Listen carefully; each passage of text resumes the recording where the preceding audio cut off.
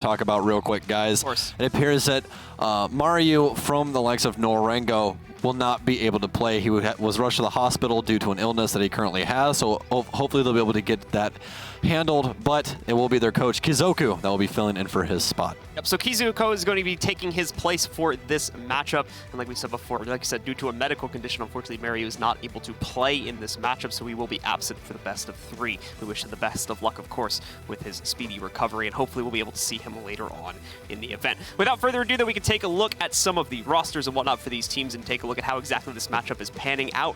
We actually are going to take a look at the bracket first, and see what exactly this group looks like. We already had a matchup here from Group A earlier today when we saw Team Empire take on TSM. Quite the affair it was between those two teams, but at the end of the day, Empire seemed to have the longevity and slightly better strategical prowess to push themselves through in that third and final map, which was Border, a map that we really hadn't seen other teams play in the past. At the end of the day, Empire managed to win it, and now we reach the second semifinal matchup of this group, where it's going to be Nora-Rengo going up against MIBR. Should be noted that there is an org change here as they move from Immortals to MIBR, but nothing else has changed with the team besides that. It is simply a name change, for lack of better explanation. Yeah, that's legitimately it, because Immortals literally owns MIBR. Yep. So it's just made in Brazil. That's where all their Brazilian rosters are now. So yep, it makes a lot of sense when you think about it. So we can take a look once again at the roster here, as we are going to bring in the 5 players from Nora-Rengo. And it's unfortunate, of course, that Mario is missing from this roster. As you can see from the stats here, both, pretty much all of these departments here when it comes to opening kills, rating, KD as well, he is leading the team by a pretty massive margin, meaning that Ramu is going to be the player that they probably look to next to pick up that slack, and that's going to have to be a lot of it that'll have to increase his performance on if they want to bring the same firepower to the table. Yeah, they're definitely going to have to try and figure something out with the coach, but other than that, it's Papilia, Mario, as we know now as Kizoku, then we have Yoshingo, as well as Raisel and Ramu to round out the roster. Now, all I was saying, I think we expect Ramu to step to play. I think on the internals they might actually start putting Yoshingo in some of those places. I was watching their matches from Milan, and it definitely seemed like he's a player that can thrive in those more aggressive conditions if he's forced into it. We were seeing some pretty bright stuff from him, even though he was pretty much a brand new pickup at that point, coming in, of course, to replace one of their players who had dropped after the Invitational. And so now, as a result of that, he's going to have some big shoes to fill for sure. But meanwhile, on the side of MIBR, it's the roster that you guys should be well aware of at this point. Cyber, Bullet, M-King, PX, and Navis coming in once again to try and earn their take, also for Brazil. Yeah, this roster recently having a kind of a rocky road so far, but again, especially with what's happening with the Nora-Rengo roster, this might be the time for MIBR to try and get something to spark. Yeah, it's going to be interesting, I think, to see if we actually get any of that out of MIBR. It's like you said, there's definitely been some struggles with them. They have some interesting things they like to do. I mean, it's a LATAM team at the end of the day, so they're kind of interesting to dig into and look at their strategies and whatnot just because it's so different. They do play the most matches on LAN as well because of the circuit that they have down in Brazil. BR6. Yep, BR6. Yeah. Liquid actually ended up just winning that recently. I think so, yeah. And we saw quite a few matches being played out as a result of that one. So there is a lot more tape when it comes to these guys. Not as much when it comes to Nora-Rengo, just because of the fact that we don't see as much play over in the Japanese region, kind of getting out, especially into the kind of, the Western-focused viewership sphere. We don't end up seeing those matches end up making over so much when compared to LATAM, which is pretty heavily covered nowadays. So that means there's going to be a lot less room to counter-strat against these guys. And that may be the hope that Nora-Rengo rely on in order to get themselves through this best of 3. But it is indeed that, a best of 3. We've got the bans going live now. So let's take a look at where exactly these teams are going to end up at. As MIBR is going to get the first ban, they'll knock out Border. All right, seems like we're waiting a little bit. It's going to be Clubhouse remove next. Now we go into the pick phase. Each one is going to pick 2 maps. So there's going to be the 2 maps that are guaranteed for us to play. First things first is going to be Bank, picked up by MIBR. Nora-Rengo now with the pick. They will pick Consulate. Last 2 bans to come through, and that will dictate what our decider match will be if we get there. Clubhouse ban coming in from Nora-Rengo, of course, making sense. It's definitely a map we have seen the players. Actually, it's not a map we've seen MIBR play on really at all, but it's also one that they have kind of avoided. It's more of a personal pick there for MIBR, their choice to ban out Border. We end up seeing that be, I think, more of an attempt to try and isolate out Nora-Rengo's best map and just eliminate that from the pool. And really, you have to kind of wonder what the headspace is like for Nora-Rengo right now. As you said, they lost their arguably best member of their team at this point. They don't have the likes of Walk anymore, which I know that we talk about that quite a bit because of his showing at SI and how big his retirement was from the competitive side of Siege. He still is a streamer as well as a content creator on YouTube, but not playing for the roster anymore. Instead, they did finally find someone that seemed to be filling the gap that they really needed, but now they've lost yet another massive piece of the puzzle. They're going to have to try and fill it with everyone's favorite human being inside of this ecosystem. It's going to be a lot of fun indeed to see how much the coach can bring to the table here from Nora-Rengo. Definitely brings a lot of personality, that's for sure. But in terms of fragging power, we've yet to see that in all reality. So it's going to be a test to be certain. A test that I don't think a lot of us know the answers to, at least not looking at it blindly. So if this was a beatbox battle, I think it would be very close. Say that. So we will have to wait and see. We are just waiting for the players on Nora-Rengo to connect to the server, guys, and then we should be able to jump directly into this matchup. Not much more reason to delay it, but still, the fact that they have now lost Mariu due to unfortunate conditions is going to make this match all the more difficult for Nora-Rengo to shut down MIBR. Are absolutely going to take that opportunity, though, and use it to try and crush out Nora-Rengo here and give themselves an early advantage in the group to push them forward. Not going to be an easy match after this either. If they end up winning it, though, it'll only be going off to face against Team Empire. So, and that is one thing that is kind of a massive talking point at this point in time, is that you can't still take this as, oh, you know, they're just playing with their coach. It really doesn't matter. It's going to be a walk. You still want to handle it like it's 5 Pro League players that are sitting across from you, because guess what? There's still 4 of them that remain, and they all absolutely deserve to be here. Again, Kizoku might show us something that we've never seen before. Either that or he's going to make it extremely entertaining. We really can't dictate that just yet, but as of right now, we definitely know it's going to be fun nonetheless. And we also know that Nora-Rengo is still going to be as happy as ever, as those guys seem to not falter even in the most dire strains. Yeah, I'm curious to see how Nora-Rengo specifically is going to look to handle their overall strategy now when it comes to the way they play out these maps. They're generally a very aggressive team for the most part, not really afraid to even do things like runouts and whatnot, especially on, you know, we've seen them play really crazily on maps like Border in the past to be able to do that. The problem is, though, a lot of that aggression comes at the hands of Mariu, so missing that key piece of the aggressive puzzle. Are they still going to try and do that and, you know, do what I was talking about before, where they would have other players like Yoshingo step into his place and try to pull, or maybe Ramu try to do the same exact thing, or are they going to peel it back, try to play a more kind of standard execute / defensive setup style and try to kind of work things from there, figure out what they can and can't do with Kizoku, and then slowly work their way into it. It's going to be a challenge, that's certainly for sure, but it's a challenge unfortunately they have to work their way over, as the match is set, locked, and in just a few moments we'll get all the players into the server, and it shall indeed begin within the next few minutes here. Yeah, a very interesting statistic coming out of LATAM is MIBR is actually all the way at the bottom of the leaderboard. They're a little bit above ex-Red Devils, as the Red Devils has dropped their roster, but MIBR currently has 3 points comparative to the top 3 people inside of LATAM, which is Ninjas Pajamas, FaZe, and INTZ, which is 19, 17, and 11. So MIBR is quite a bit of ways back behind everyone else inside of LATAM, but they've almost been gifted on a silver platter a initial win here at Raleigh. But again, that doesn't mean that it is going to go quietly into the night on the side of Nora-Rengo's game, as again, they still have 4 Pro League members, you know. So you always have to take each round as it's going to be your last, and you're always playing against the best in the world. You guys heard Pengu say it earlier on an interview. You cannot underestimate what your opponent's going to do, even with dire things going on like this. Not only that, but I mean, it's a major. This is where teams do the largest amount of their prep for, is both this and the Invitational that happens closer towards February at the beginning of the year. So with this being such a large event, you would hope as well that MIBR managed to bring some new stuff to the table and stuff that they wouldn't have used otherwise in an online or even in the BR6 LAN environment. This is going to be a territory where they really want to bust everything out. Maybe not necessarily in this specific matchup here, but you can bet that they have at least hopefully a few tricks up their sleeve to try and push them further into this event, hopefully further into that quarterfinal as well. As Brazil always looking to try and get as many of their teams through as possible, with 3 being represented here. And you have to love everything that the Brazilian fans really represent. Almost every single time, they are some of the loudest, some of the most proud of their teams at every single event across all of esports, which is something that is truly, truly incredible. And it definitely shows inside of Rainbow Six Siege as well. If you guys didn't know, the LATAM broadcasts are actually the most watched broadcasts out of all of Pro League. That includes North America, EU, and APAC.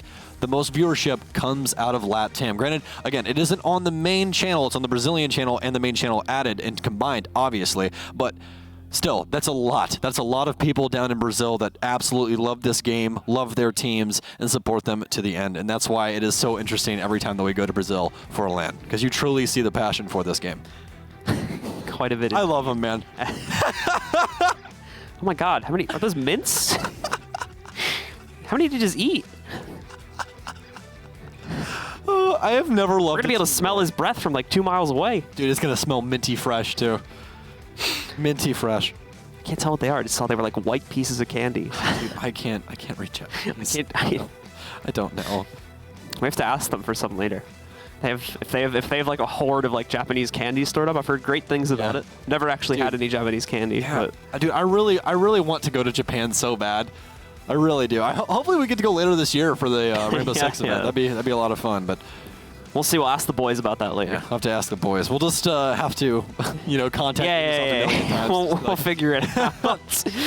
If you guys are looking for live gameplay, by the way, it looks like we're still working on getting a few of the Nora-Rengo players into the server, so it's probably going to be at least another minute or two before we start this match. Over on our Bravo stream, their final match of the day just got started, and it's the first showing at an international LAN for Force as Kizoku just breaks You gotta love him so much. There it is. The face dance. That's all we care about. But yeah, if you want to see the Force game, nobody wants to see it's over on twitch.tv or whatever your respective platform is /Rainbow Six Bravo. Feel free to head on over there. Don't even tell them. It's all about Kizoku. I'm just trying to be nice. I'm just trying to, trying to give our games equal coverage here. Nope, don't know what you're talking about. Kizoku just shows up with, that face and then just ruins me. You guys didn't know they actually made a Kizoku wallpaper that you can get, and it's on the Twitter, the @ESL Rainbow Six page. If you guys want to go on there and get a nice background for your computer, you can get the beautiful Kizoku's face. That cross promotion rolling. Oh, it's so good, dude. There you go. Yeah, Stuart's gonna love me. All right, guys, the maps for this one will make things very interesting as well. You've got definitely a good spread of those maps, but to start off on Bank, it's definitely going to test both teams to their limit. I think that MIBR ultimately will have the edge, though, when you consider the very unfortunate circumstances of the missing player from Nora-Rengo. Also, it's LATAM and Bank. Yeah, it's that too, unfortunately. So things are not going to look so great for NR moving into this first map, but we'll have to see. I need to see how Kizoku is able to play first before I make any serious judgments about the potential outcome of this best of 3, as I just have no expectations in terms of what we're going to see. Yeah, and also, guys, this just happened extremely recently as well. Like, Blue and I were literally walking up the escalators, so we come out from security, and they pull us aside and they're like, hey, this is happening right now. Mario cannot play. They're going to have to fill with Kizoku. And both just kind of dropped our heads and we're like, all right, well, I guess the show must go on, right? Yeah. Well, guys, it is looking like we're running into a little bit more of a technical delay than we did anticipate, so we are going to head to a quick break. Please feel free to head over to our other match on the Bravo stream in the meanwhile, as FaZe and Fours are in the midst of fighting each other in the very first round of Clubhouse. We will be back here on the Alpha stream in just a second, however, with MIBR versus Nora-Rengo once we have the map ready to go.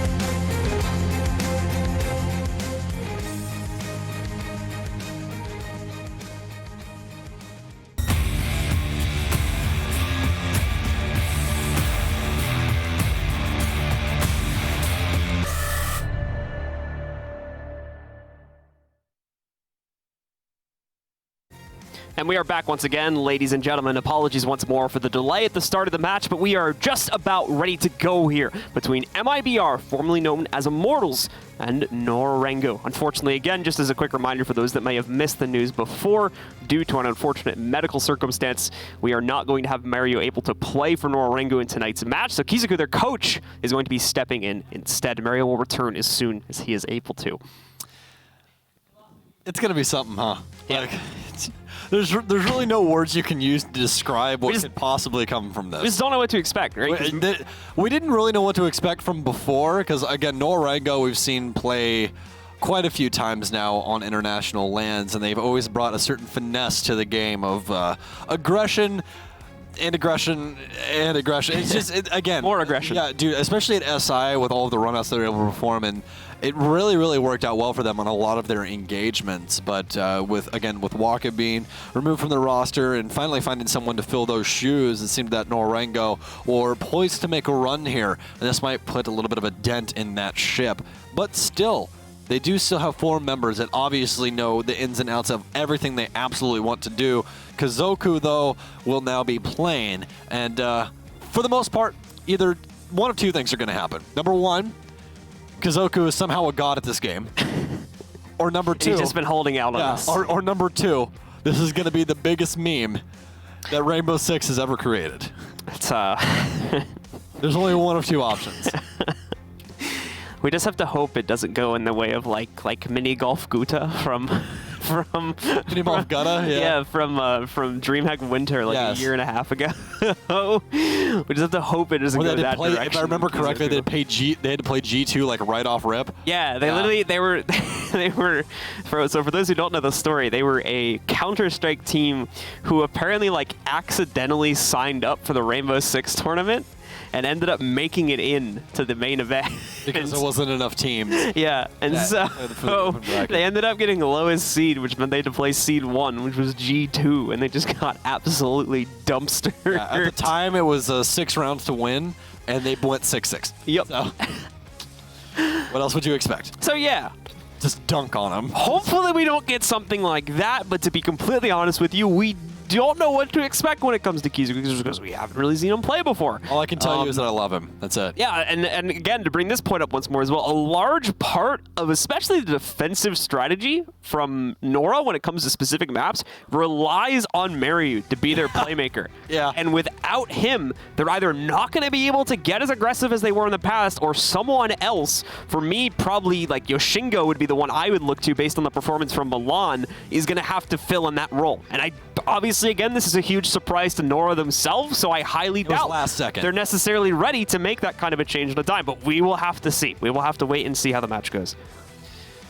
Should be something truly incredible. How much Japanese candy did they bring? That's like I don't even know what that is. A little like drink. That's like the drink you get at like the end of like Korean barbecue or something like that. Like, I've never had Korean barbecue. oh boy, Never had it. you got a lot of tweets incoming.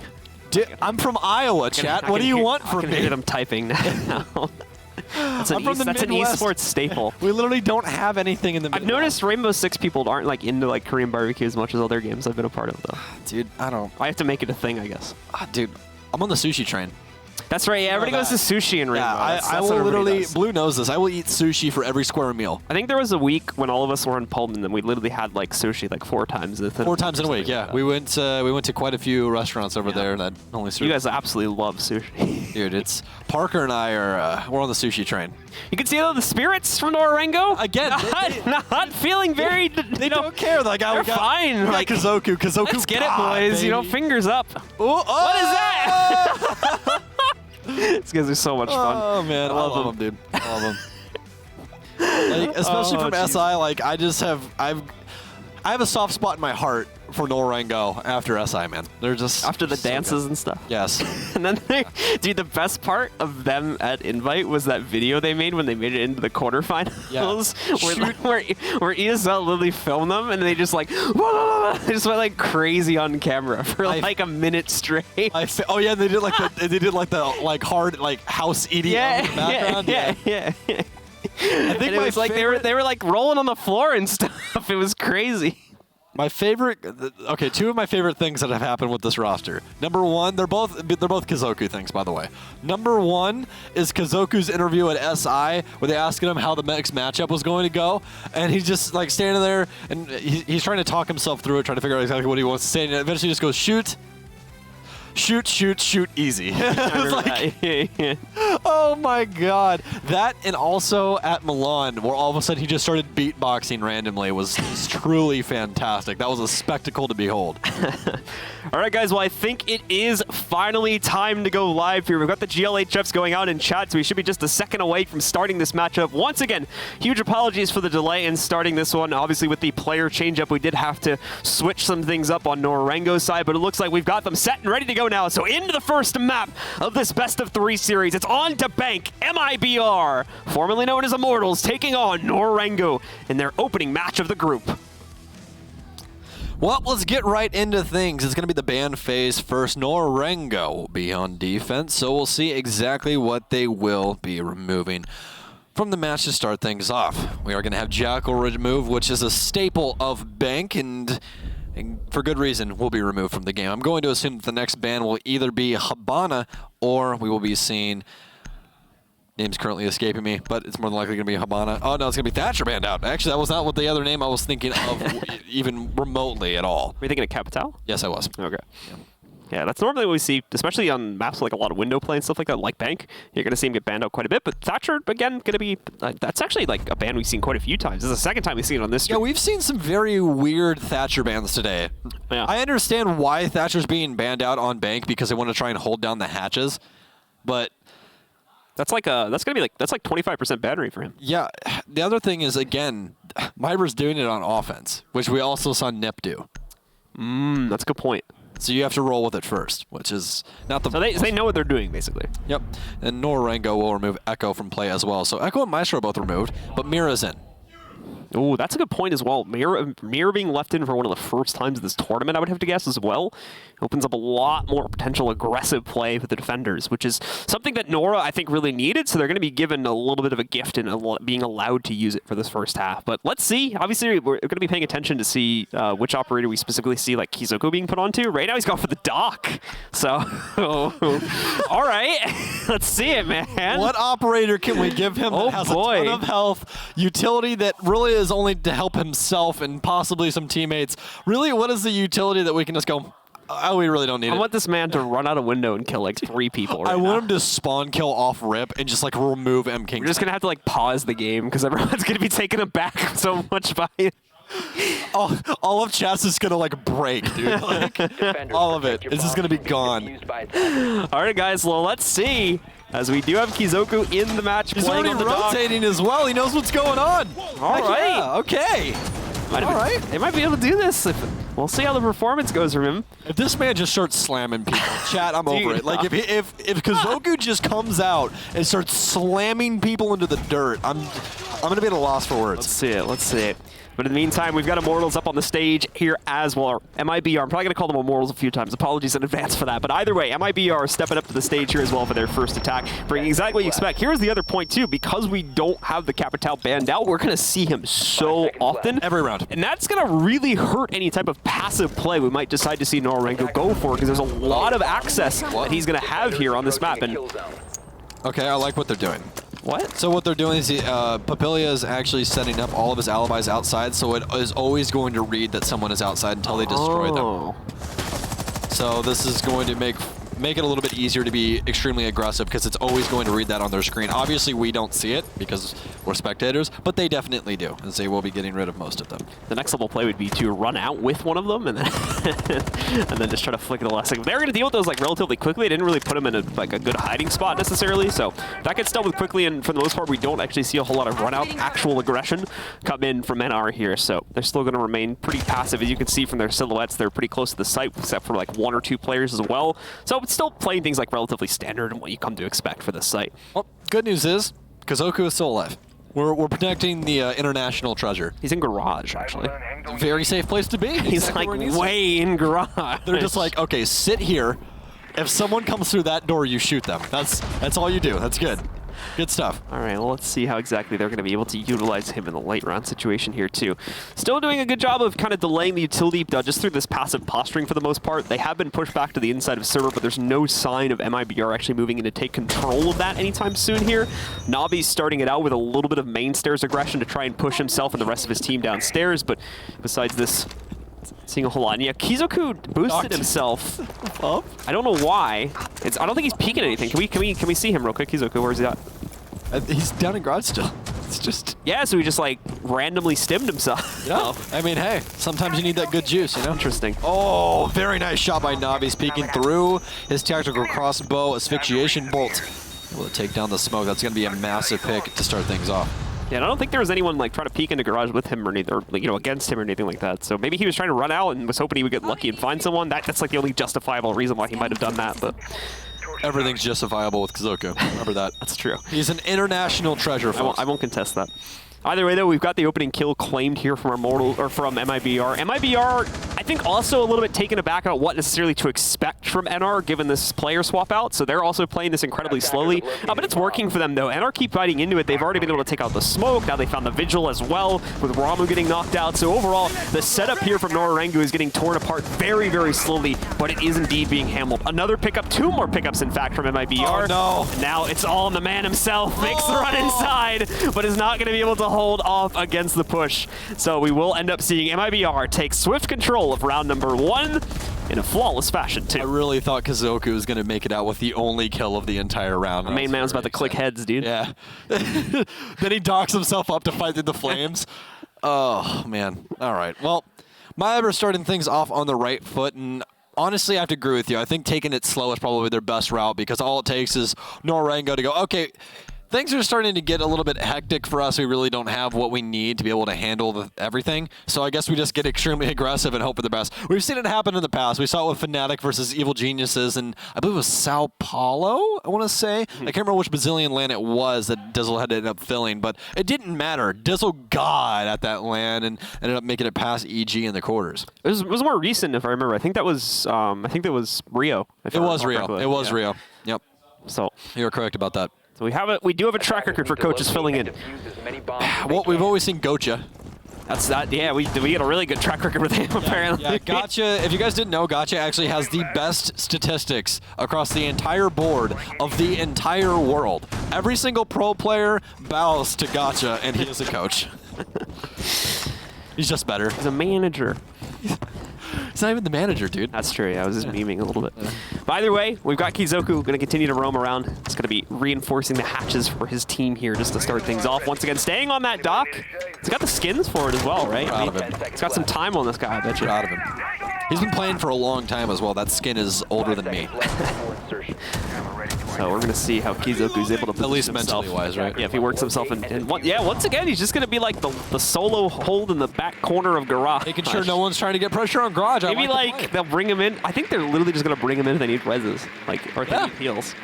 Yeah. They're just saving the utility. Somebody gets dinked up inside of Red Hallway, and Kizoku just rushes in real quick and docks him up. Good thing they didn't go like full bore with the, like 1920s dock. Oh no, because pressured now. They found him. Himself up. Oh, he knows where his feet are. He's gonna shoot him. Oh, Cyber, no, Cyber, you can't do this. Give him a chance. Let him peek you at least. Oh my goodness gracious, you can't do this to the poor man. He's getting shot through the floor. Cyber.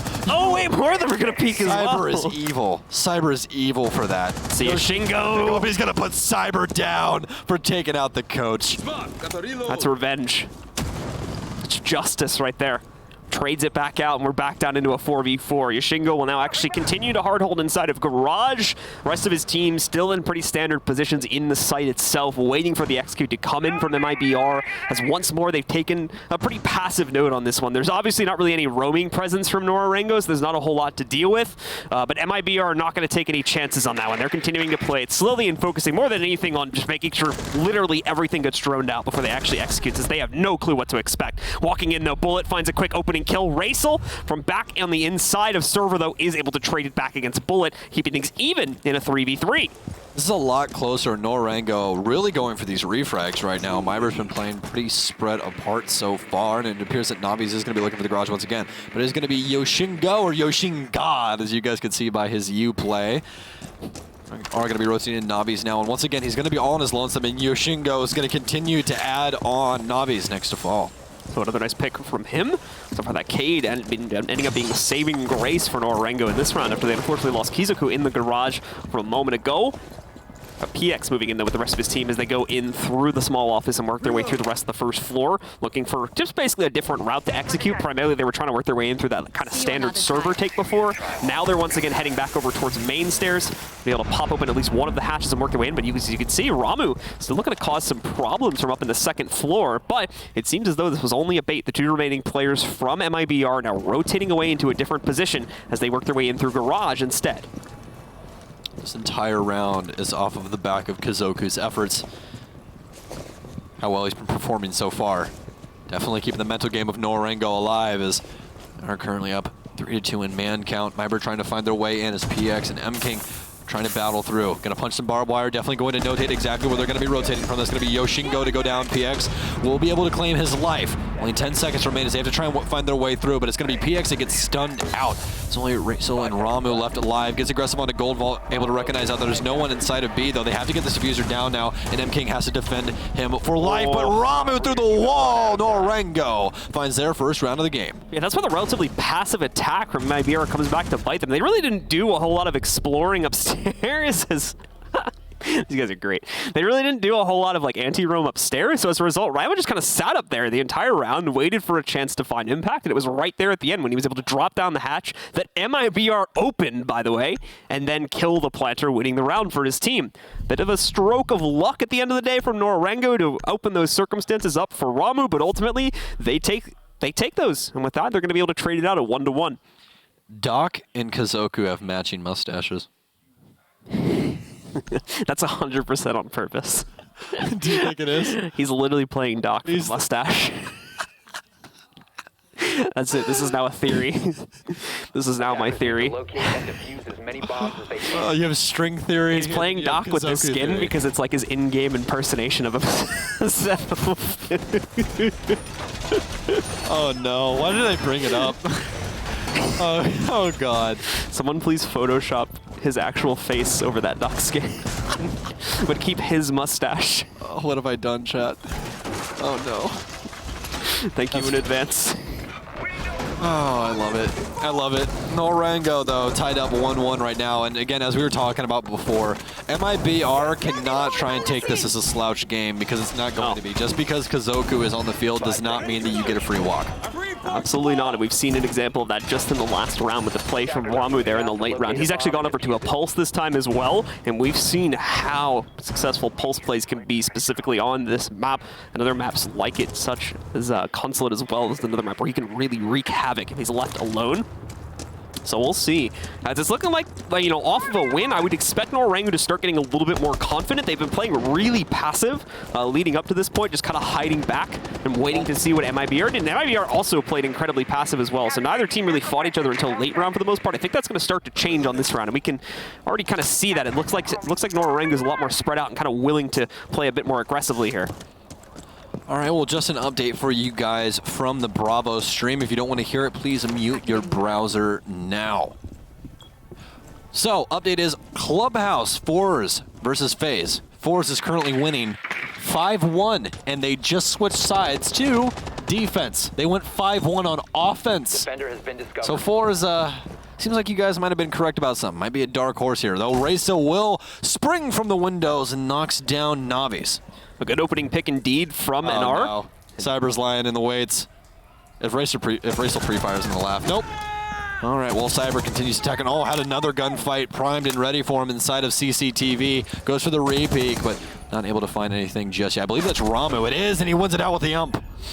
Great roaming presence here in the early round coming out from Nora-Rengo. It's going to give them potentially a +2 advantage as Cyber now ends up going down. They did end up losing Racel, of course, from the trade that happened back over in the tunnel. They still have all 4 alive besides that, though. And in a second, they actually don't confirm the kill on the Cyber. I thought Ramu was just making a runaround, but No, he's not, and he's got a drone on now, so he can't interrupt the res. So Cyber's going to get brought back up. Of course, it's a reduced HP. If you were watching us at some of the most recent lands, you may have seen things like player resets becoming pretty prominent. They're kind of dead now, as the resable HP was reduced a couple months ago now from 50 HP. to 20. Yeah, so that you don't. It's not really worth it in most circumstances to actually reset players anymore as a result of that. Yoshin God gonna what? That's the second run-out kill. Hop out these windows. Everyone's just committing their lives to these north windows, and it's been even trades throughout. PX will now be down to the likes of Papilia. Seems that Nora-Rengo is in pretty bad strains right now. M-King now going to get aggressive from meeting. Will he be able to wreck out where Kazoku is, or is this a free kill for Kazoku? No, he's going to get taken down. I thought Kazoku had it there for just a second, but it will be M-King that wins it out. M-King's now just in sight. He's living inside of their house. They're not even recognizing out where he is. Ramu's locked down as well. He has a nitro cell. He's just going to sail it to the ceiling, but nothing's going to come of it. All he has now is that cardiac sensor as he rotates towards Grand Stairs. Still can give him a good amount of intel, and he's rotating the right direction. The majority of the hold from the attackers is focused on a square push. Bleed out. Yeah, PX, I think, well, I think they don't want to take a risk, unfortunately. They've been able to spot him now. PX does end up going down to the bleed out timer. Ramu has been spotted trying to work his way in through the elbow, though, so this is not going to be an easy push at all for him. And as you see, he's shut out by Bullet. It's another round for MIBR as they trade it right back and take a 2-1 lead. Look, I'm just waiting for Kazoku's first kill. I'm not even going to lie to you. My main focus is on this man and if he can get his initial frag. That's all I want. That's all I need in life. When's our man step into the match? I'm just so happy about it. Really am. This literally has made my day. Like, I'm casting the first major on U.S. soil in either ever or whoever knows how long, but instead I'm extremely excited about Kazoku, the coach, playing for Nora-Rengo. We'll see. It is looking like they did put, you know, Yoshingo in that much more aggressive role that I was talking about that normally Mario would be filling in for. No doc. So far, you know, he's Legion. Ooh, all right. Ooh. Izoku, is he gonna roam? I see you. I see you, boo. Okay. So they're probably like Deployable shield. I feel like is that what he has? Yeah, he's gonna deploy. So I'm thinking they're going to use him as an anchor still, which you like kind of can do with a Legion. It's not the greatest idea, but if they do that, right, because I think they're more than anything just going for maximum goo mines. And if they just keep him alive in the site and just send him out every once in a while to throw in a goo mine, it could work. And I guess that's the plan, unless they're just going to have him roam. I've only got one thing to say to that. Bullets on IQ. Yeah, well. Yeah. Slows him down a little bit at least. Yeah, that's true. That is true. And if they're like most players, people just hate having to look towards the ground and search for those goo mines.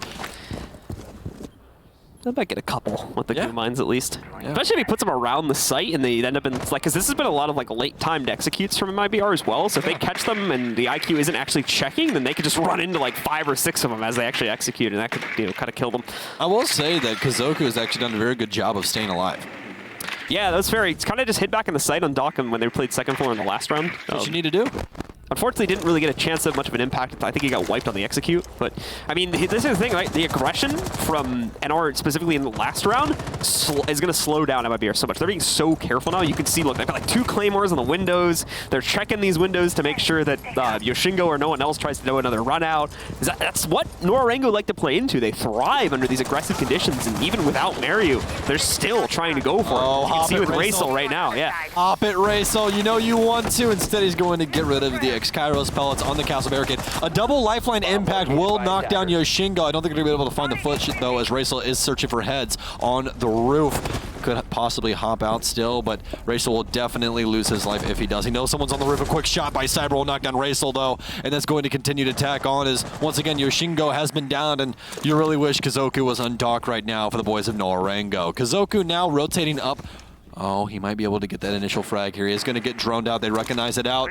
Bullet with the initial contact. Rotates through. Is he going to get it? Get that initial kill! Kazoku picks up PX! It's going to be Bullet with the refrag. IQ goes down, but Ramu to pick him up with the deagle. Cyber's going to be able to trade out Ramu a moment later, however, so we go down into a 3v2. Yoshingo also down. It's all mainly on Papilia at this point. Left alone on the Jaeger to pull off a 1v3. Not impossible to pull off. Unfortunately, it doesn't look like he has great on-site positioning. Yoshingo's going to get taken out as well by a lifeline. Papilia wrapping in, though, catches Cyber before he can establish good position, and that has really brought him back into the round. This is a very clutchable situation for him. Absolutely. Diffuser is down top of square as well. Navi's does not have any more lifelines. He might have some concussions, but definitely does not have any more impacts. We also see M King rotating up main stairs right now as Papilia is trying to find anything with him. He actually hops through, and M King was ready for the aggression as MIBR shuts down Nora-Rengo in round 4. I think, yeah, he had a Guma in the leg, so I think he was hoping to catch this player, thinking that he would have haphazardly just thought he was safe at the bottom of the stairs and tried to pull the Guma out in the open. He would have got a free kill from it, but just a bit of a miscalculation, and obviously it looks a bit foolish with him jumping down the stairs at the end of the day, but like I said, with the Guma in his leg, there was a precedent for him to potentially do that and catch that player relatively unawares. So another round goes by the way of MIBR. They continue their lead now at 3-1, but the basement has now been unlocked for use again by Nora-Rengo, so they're going to head downstairs. You guys should have won that round because Zoku got his kills. He got his frags. He's on the board. Yeah, come on. He's in the game. Can we see the actual stats right now? He might. No, because they didn't kill him. I was going to say he might have an assist as well from the Gumans, but I don't think. Let's see here. Oh, Kazoku. Yeah. Hey, I mean, he's rivaling his teammates. Okay. That's good. I guess so. I mean, he is, dude. Even in his scoreline, he's very close to Papilia. Yeah. So we'll see if we're able to see any more action from Kizaku. He's going back onto the dock now for the basement play. So we'll see him probably go back to his garage shenanigans. All right, well, Nora-Rengo, once again, forced to try and pick up the pieces here as 10 seconds. you're going all the way back downstairs. Ramu roaming upstairs, though, as he will reinforce a couple of things as well as use one of his mute jammers. Is he going to go for a run on here to try and get some initial aggression? It doesn't look like that is going to be the case, though. We'll pop him in the stock hatch, though. Make it a little bit easier for him to rotate downstairs if things do get hairy. I mean, that's worked in the past. Like, we've seen them. Runouts have been something that MIBR have not been able to deal with too well so far in this matchup here. You know, for the most part, they've gone uncountered, especially if Nora-Rengo have the appropriate intel to go for those runouts, which for the most part, it seems when they do them, they have a lot of advanced intel to, one, keep the player who's running out alive and allow him to either run back around into the lobby or, you know, get into the sewer hatch or something like that. And then, two, they almost seem to always know where the player they're hunting down is. They're not making any blind runouts. It's always very smart, very well executed at the end of the day. Yes, indeed. And MIBR's been taking their time as well, which is something that you notated that they more than likely needed to lean on. Just take your time. Don't let any craziness come out from Nora-Rengo because they're going to have to try and battle out of this. But so far, MIBR has been doing a pretty bang-up job of it as they are now on roam clear. Drones downstairs inside of elevators. Cyber directly behind. M King still looking to work his way back down through square as well here, now that they've been able to move in and take some control here. Navi's will prevent any run-ups through the main stairs with a Claymore. Not really probably going to see any of that, though, at least not on the basement site. The aggression's been a little bit more restrained to areas like server when it comes to this basement play, and you can see that pretty much most of the team hanging out down here. We're very close to the stairs, as you can see in the case of Papilia. Fifth, actually can't get a good lock as to where their fifth is positioned at. I only saw 4 in the basement there, but we are going to end up seeing Ramu. That's where he is. He's going to get knocked out by Cyber. And that will be the opening kill, finally going the way of MIBR after about 2 minutes and 45 seconds of the round have passed. All right, well, Papilia is still trying to hold things down for blue stairs. His drone will come through and be able to identify him out. He downs one. Navi's going to die to his own crossbow bolt, but it'll be Bullet with the refrag to clean up Papilia, making things just a little bit easier for them. Still really would like to have Navi's on the field with those tactical crossbow bolts, but not going to have him any longer. Nitro Cell sails through the air and looks like he heard the tape rip, and Bullet knows it's coming his way. Immediately vacates the area and plays his life through. Now they'll be able to recognize out that Yoshingo is down behind the servers, as well as dead now, as Bullet will continue to ride out this ship. It's all left up to Raisel and Kazoku to try and find something. Kazoku's still inside of the garage, so Raisel, as of right now, the only man that is worried about the CCTV room. We've got a little bit of pings onto the defenders here too, so there's got a good amount of deep intel for this execute to happen. Kizoku, one of the 2 last players remaining as well here, so we'll have to see if he can forge any impact, but for sure, most of the pressure is going to be on Racel to pick up the big kills here and hold his team back. The smoke goes in, attempts to stop the plant. It doesn't end up making its mark though, and we're going to see M-King be able to take out Racel. Everything falls down to Kizoku, who tries to sneak up on a player from the inside of Garage, but it does not work out. They've locked onto his strategy and positioning at this point, so Cyber makes quick work of him and puts yet another round up on the board for MIBR. There's something wrong with Kizoku's setup, I guarantee it. Something wrong.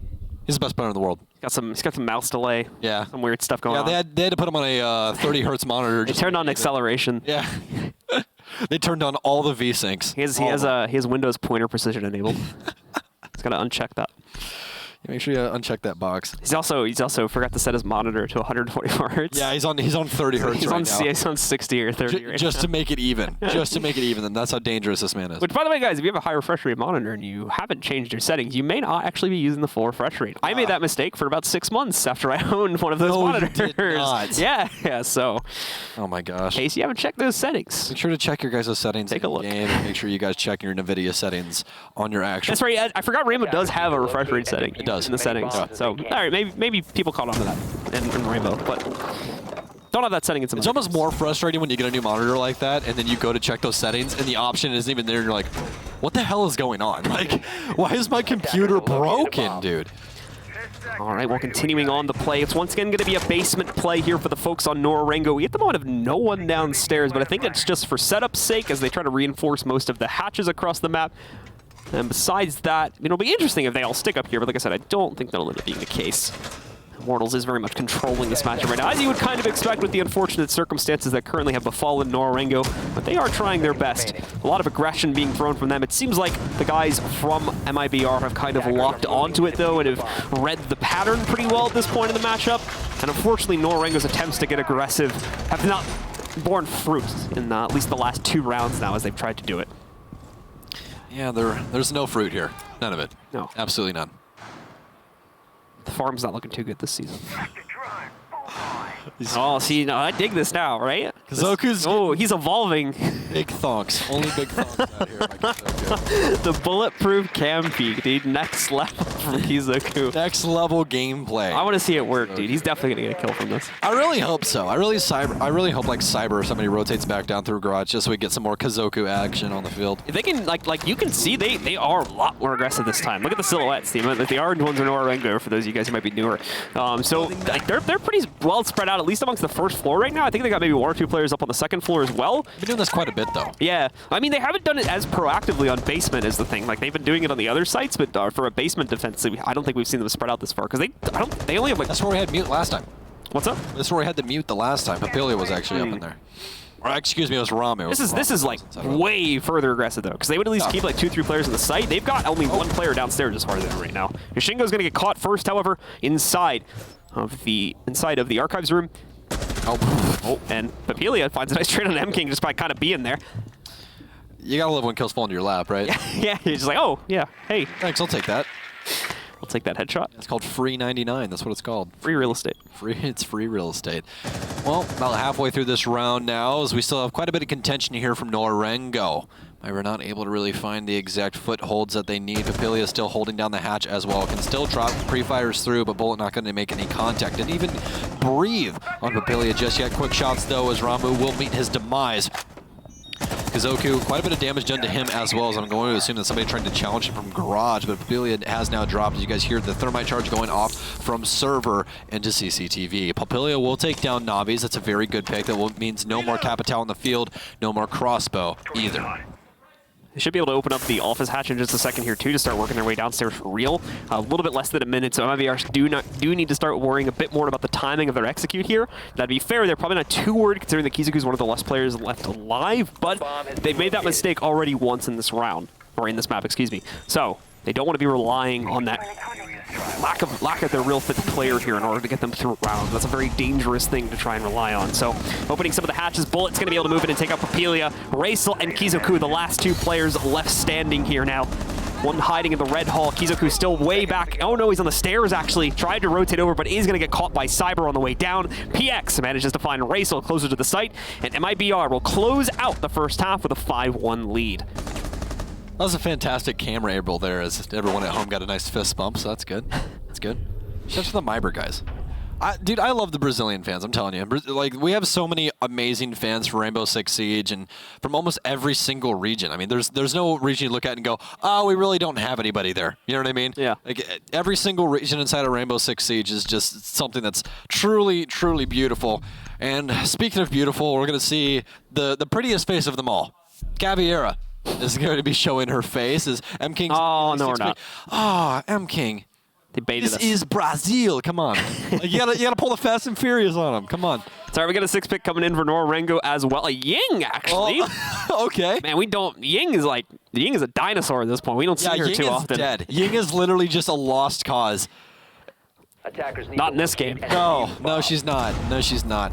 I will say one thing though. What happened with Ying is they took away her smokes, and then later on they patched out exactly how her timer works on her Kandalas, which is why you haven't seen too much play from her.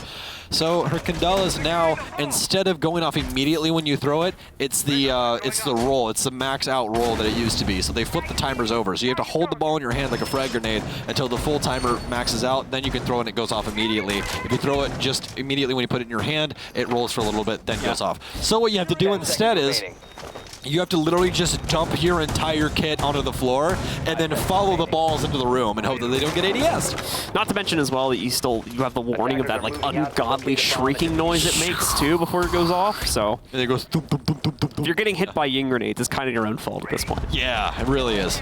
I mean, you can shoot them, they can get ADS. There's so much stuff that can happen to them that it's just really not worth it anymore. We'll see the plan that Nora-Rengo has to try and use it though is once again they're definitely going to have to try some unique things, especially on the attacking side due to the fact that they are missing Mario at the moment.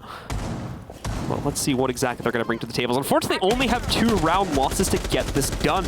They have to run the gauntlet here. Massive comeback is needed if they want to try and take control of Bank. Otherwise, it'll be a swift map for the guys on MIBR. Taking us over to a second map where they'll look to take control of the series and knock Nora-Rengo down into the lower bracket. It's looking like that right now, isn't it? As we are going to have that 6-pick once again off the Caviar, which I'm sure everyone was so happy to be brought, but again, just because Nora-Rengo is playing down a player right now doesn't mean that they can definitely make something of it. Ramu now will buck into stock as he has recognized out that one player was inside, but immediately drops the hatch as the wall is bucked open. I think it's the Ying in stocks at the moment. Racel trying to keep eyes on that. She might have dropped down, however. It's looking like they don't have that presence anymore. She probably went downstairs. It's going to be a nade attempt to find a kill through this. And chucked in. Not looking like it's going to make much of an impact, unfortunately, there from Ramu. Funny enough, overall, this is actually a very nice take so far by Nora-Rengo. They're getting the pressure where it's needed. They have control of stock, and they're currently, or excuse me, archives, and they are looking through to try and find something. Bullet's going to team kill as well as he takes down Ramu. M-King going to get aggressive. He ends up winning out against Papilia as well. So they did have the pressure where it was really going to be needed. They needed to try and take over that open area, but immediately it gets taken out by the likes of MIBR as they've all rotated downstairs now, so Nora-Rengo now trying to pick up those pieces. Unfortunately, only 3 players left. This is not going to be the easiest thing in the world. You still need to get Kizoku in position to try and pop him whatever he's looking to get open with the thermite charge. More than likely would have been the server wall, but he doesn't have his teammates with him, and that's a nice angle from Navi's, to be fair. Hears the flashbangs going off and takes a guess as to where Kizoku's position is and finds him through that tiny little vent at the very top of the elevator because it's partially moved up, so he is able to see him through that. Oh, I thought he got it. Almost did, but either way was able to avoid the damage from it. Still, though, it's just Yoshingo and Racel left in the fight now that Kizoku's been knocked out, and they've also denied the use of the thermite charges. Diffuser is going to get dropped on the main stairs. Racel was throwing in his flashbangs. Unfortunately, he does have to cancel it. In a second here, Bullet just going to run right up, get the knife to the head. Did manage to drop a member of MIBR, but it does not matter as they claim yet another round and now sit one more away from closing out the map. This literally looks like an RKO. Just like, watch out, watch out, watch out. Oh my God! He killed him! He's not breathing! So into our next round here. It's unfortunately not looking like Nora-Rengo will be able to put up a fight to claim a second round here, and then MIBR should be able to swiftly get their 7-1 win, but we'll see if Nora-Rengo has anything in their pockets here for a second floor execute. Well, match point now for MIBR, and I'm going to assume we're going to continue to see an extremely aggressive roam, as it's going to be hard for them to try and keep Kazoku alive, especially when he's on such an important role. And again, it's very hard when stuff like this happens, because you go, okay, what do we have him play? We can't have him play entry. Flex is something that's important. Okay, I guess we give him support, but at the end of the day, support's also important. Every single member has to be like a well-oiled machine within the remaining members of the team, or at least a well-oiled gear with inside the machine that is the team, would probably be a better phrase for that. But they actually are going to pick up Lion, as that's actually going to be the first time we see Lion today. It's going to be in the likes of Ramu's hands. Just thinking of like a Thanos meme. You could not live with your own defeat. Where did that bring you? Back to Lion. What did it cost? Everything. A Lion pick. A Lion pick. Imagine they win this round too. That would be fantastic. Off the back of Ramu, just E1D. Channeling the unholy power of Lion. Yeah. Ramu snaps his fingers. Kazoku literally just becomes a god amongst men. Just starts melting everyone through walls. Oh god. You good? Yeah, hanging in there. Well, it's a good start once again for MIBR. They do find an early pick against Yoshingo. That's out the window over towards the manhole drop there. So it is going to once again give MIBR an early advantage due to their own aggression. Well, you must hate to see it at this point. It's kind of hard to watch, isn't it? It's one of those things where it's kind of a train wreck, but you really don't want to look away. It's unfortunate. Yeah, it's unfortunate to say the least, because again, a lot of these things would be a lot easier if we had the other member of Nora-Rengo here, but instead we are going to have Kazoku. Again, it's hard for them, especially because Kazoku has to be able to fill the shoes of the member of Nora-Rengo, and that's going to be very, very hard when you're trying to fill Marciu's shoes. Not to mention... Or excuse me, Mariu's. I was going to say, like, what? Marciu's a player. But not to mention he still is probably having to fulfill the roles of a coach as well, which isn't necessarily so active when you're in a game. From what I know, he is the hype man. That's what he is. Okay, so he doesn't take more of a strategy role. If I remember correctly, he is the owner of Nora-Rengo. Yeah, I think you're right about that. I wasn't 100% sure on it, so I was just assuming he helps out with like a strat book or something like that at least, or like trying to, give his team information if necessary from a strat book, but maybe not even doing that, so. Well, both of Kazoku's exothermic charges have now been exploded by impacts, so impact tricking working out very well for MIBR here. Only a minute and a half, or excuse me, a minute and 20 seconds remaining for MIBR, and the Brazilians more than likely going to be claiming map 1. There's the first E1D charge. Fortunately, that looks like it's caught a whole lot in terms of intel. Just a big fat miss, unfortunately, coming out from the E1D charge. He still has one more left, though. He used another one earlier on, as it's 3 now on Lion. But obviously, it works a little bit differently. All right, well, Kazoku now has Diffuser at the top of square. Does have a member of MIBR upstairs as well. I believe it's Navi's. He will get knocked down by the likes of Apelia, though. They will be able to get the Diffuser now and try and get onto site, but still 3 remaining members of MIBR standing in the way. Cyber waiting on the meeting door right now for someone to try and get aggressive. It looks like it might be Kazoku that's motioning up right now at a crouched angle, and the other 2 are just playing on the north windows. It's going to be Cyber to try and answer that call, so Kazoku could be lying in a rock in a hard place right now. So he's just going to hold the angle over towards his center office, and Cyber now getting aggressive. He's going to walk right into it, and Kazoku with a quick reaction will take Cyber down. It's going to be a second kill of the round. Raisel to tack things on. It's going to be all left up to PX. So he has to try and fight his way through to possibly make this Brazilian round. Takes down 1, goes for 2, and it's going to be Raisel to shut him down. Nora-Rengo with her second round of the map. He had the right idea behind that as well with the way that he was executing there. If you saw, he nearly wrapped directly behind them and managed to get free aim onto all 3 of them, but unfortunately was not able to confirm that first kill, and then things kind of fell apart from that point forward. Good attempt, though, from the last man alive on MIBR, just not enough to close them down. So, Nora-Rengo, they still have some life left in them after all. Sneaking in another round upstairs doesn't seem to mind MIBR too much, as they're going to go right back into it. They were very close to shutting it down up until the very end there, and they want to try and pull off the same thing once again, just to end this map with a dominant scoreline of 7-2. All right, well, Nora-Rengo, once again on the offense, have to try and find a scrap of hope here. Kazoku actually doing a pretty bang-up job on the Thermite, at least for frag-wise. They really didn't have anything on the other end of the spectrum with utility usage, as both of them did get impact tricked. Really have to watch for those, but I'm going to assume it's like everyone else. Once you have it done to you once, you're extremely well aware of the situation and what can possibly happen to your explosives. So Kazoku, more than likely, this time around will be well aware of what's going to happen if he tries to go for that exact same take and use of his utility on that east wall. So moving into the next round here, let's take a look at the setup, see if anything's going to be different. More than likely not going to end up being the case, as there's not much of a precedent here, unfortunately, for MIBR to change anything up too drastically. Playstyle might be slightly different from them going into this round, but I think the setup overall is going to be the same. I think M King's trying to motion to us that he indeed has the horses in the back. 5 seconds left. You're welcome. All right. Well, rest of MIBR setting things up upstairs as the rest of the armor panels of PX will be going down. One to shut down that angle that you can hold from the parking garage to look directly into sight. Makes it a lot easier to hop out of those north windows as well, but it appears that they're ready this time around. Spawn Pigs possibly? No, just going to be punching the windows, but they do have Yoshingo to look for, as he's more than likely going to be repelled on these windows. Oh, brings the drone back to him, and we'll start that rappel in just a moment here, along with the rest of the team trying to see if they can catch anyone getting aggressive in the early round. Not going to be the case for the most part. There, Yoshingo, I think, just sniping out a camera, a small piece of utility that might have been on the inside of the lobby, before he proceeds forward with the rest of his team to try and work their way up through these windows here. The moment Yoshingo, no reason why he wouldn't play for the windows, he's on Blackbeard here. It's pretty much the area where he thrives on the most, especially if he can find an open-cut duel here. It's not looking like, oh, no, bullet from the back of the bomb. Doesn't seem to have the angle to counter it out. More than likely was still able to break the shield, but wasn't ready for it. So at the end of the day, it's a free kill going to MIBR and a waste overall the potential from a Blackbeard there.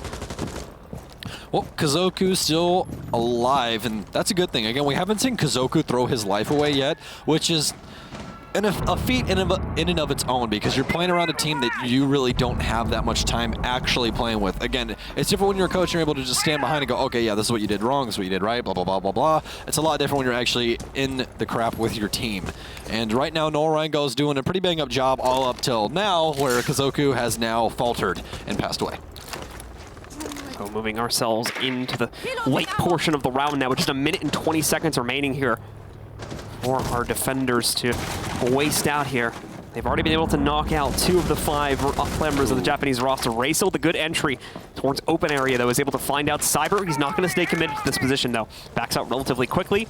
He's probably going to regroup with the rest of his team. Papelia is still hunting for kills of anyone that might be at the top of the spiral stairs in the lobby as well, but nothing really going to be found here. Ramu pops open the wall, leaning into sight, but ends up going down. Once again, Bullet finding a very close 1v1 going in his direction as he takes out Ramu. That's his 2nd kill on the round. Racel actually shooting. Oh, that's perfect! As Navi's was stuck in a corner, he didn't think he could run back inside in time, and he was probably right about that. Just literally trapped in the corner with nothing to do. An easy and relatively lucky kill from Racel, but it brings his team back into the game. Yeah, so very dangerous here for MIBR, as they will be able to knock down Papelia. It's all left up to Racel as he gets aggressive. Bolt will shut him down with the SMG-12, and that's MIBR with map number 1 up against Nora-Rengo. So taking quick and solid control at 7-2. Things are looking good for MIBR to continue that trend, and overall trying to control this matchup. A second map looms just around the corner. We'll have to see if they can continue this pace, or if Nora-Rengo is going to feel a little bit more confident going on the next map here. Yeah, well, again, you have to feel for Nora-Rengo. I mean, obviously, their coach is trying his absolute best, but it doesn't seem to be working out for them. They're just really were not able to find any footing here on Bank. Again, they did pick up 2 rounds, but the rounds that they did pick up were more or less just blunders by MIBR. Whether it was lack of information or what have you, they really just did not have enough to try and fight through those rounds. It was usually figured out relatively early in the round that they were going to win it too, relying kind of on things like early picks. Any round that went to a relatively late round situation or an execute almost always went the way of MIBR, and that's the biggest crux that Nora-Rengo is, to be honest, probably not going to be able to fix given the current circumstances. It's a bit unfortunate, but they do have to play their match, and we'll have to see if they can recover on map number 2. Stick with us, guys. It's coming up in just a few seconds. I'm dropping.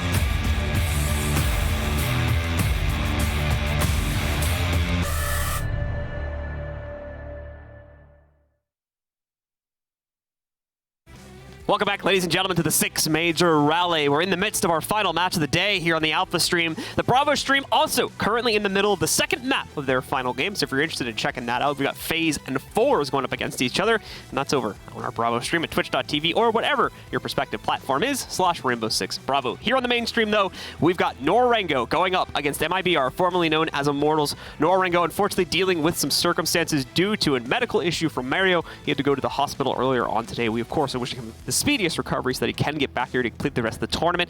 But at the moment, they've got Kizoku filling in for them. Hasn't been the best of results on the first map, and we just saw MIBR take control of Bank 7-2. We're going on the Consulate for our second map here in just a second. And man, Nora-Rengo really need to bring themselves back, need to bring something special out into this matchup if they want to have a hope of closing this one down. As if not, I'm personally thinking that MIBR are looking at a quick 2-0 here. You don't say? It's unfortunate. Yeah, it is. It's the reality, however, I think. Again, there's no point in kicking someone while they're down, and Nora-Rengo is definitely down. And we hate to see it, but hopefully we will have the likes of Mario back tomorrow, where he can play in more than likely their elimination match. But we have to get there first. Nora-Rengo might pull out some heroics, maybe, you know, a new mouse, a new keyboard for our beautiful international treasure, the likes of Kizoku. Maybe that'll help him out. Yeah. Need to awaken him.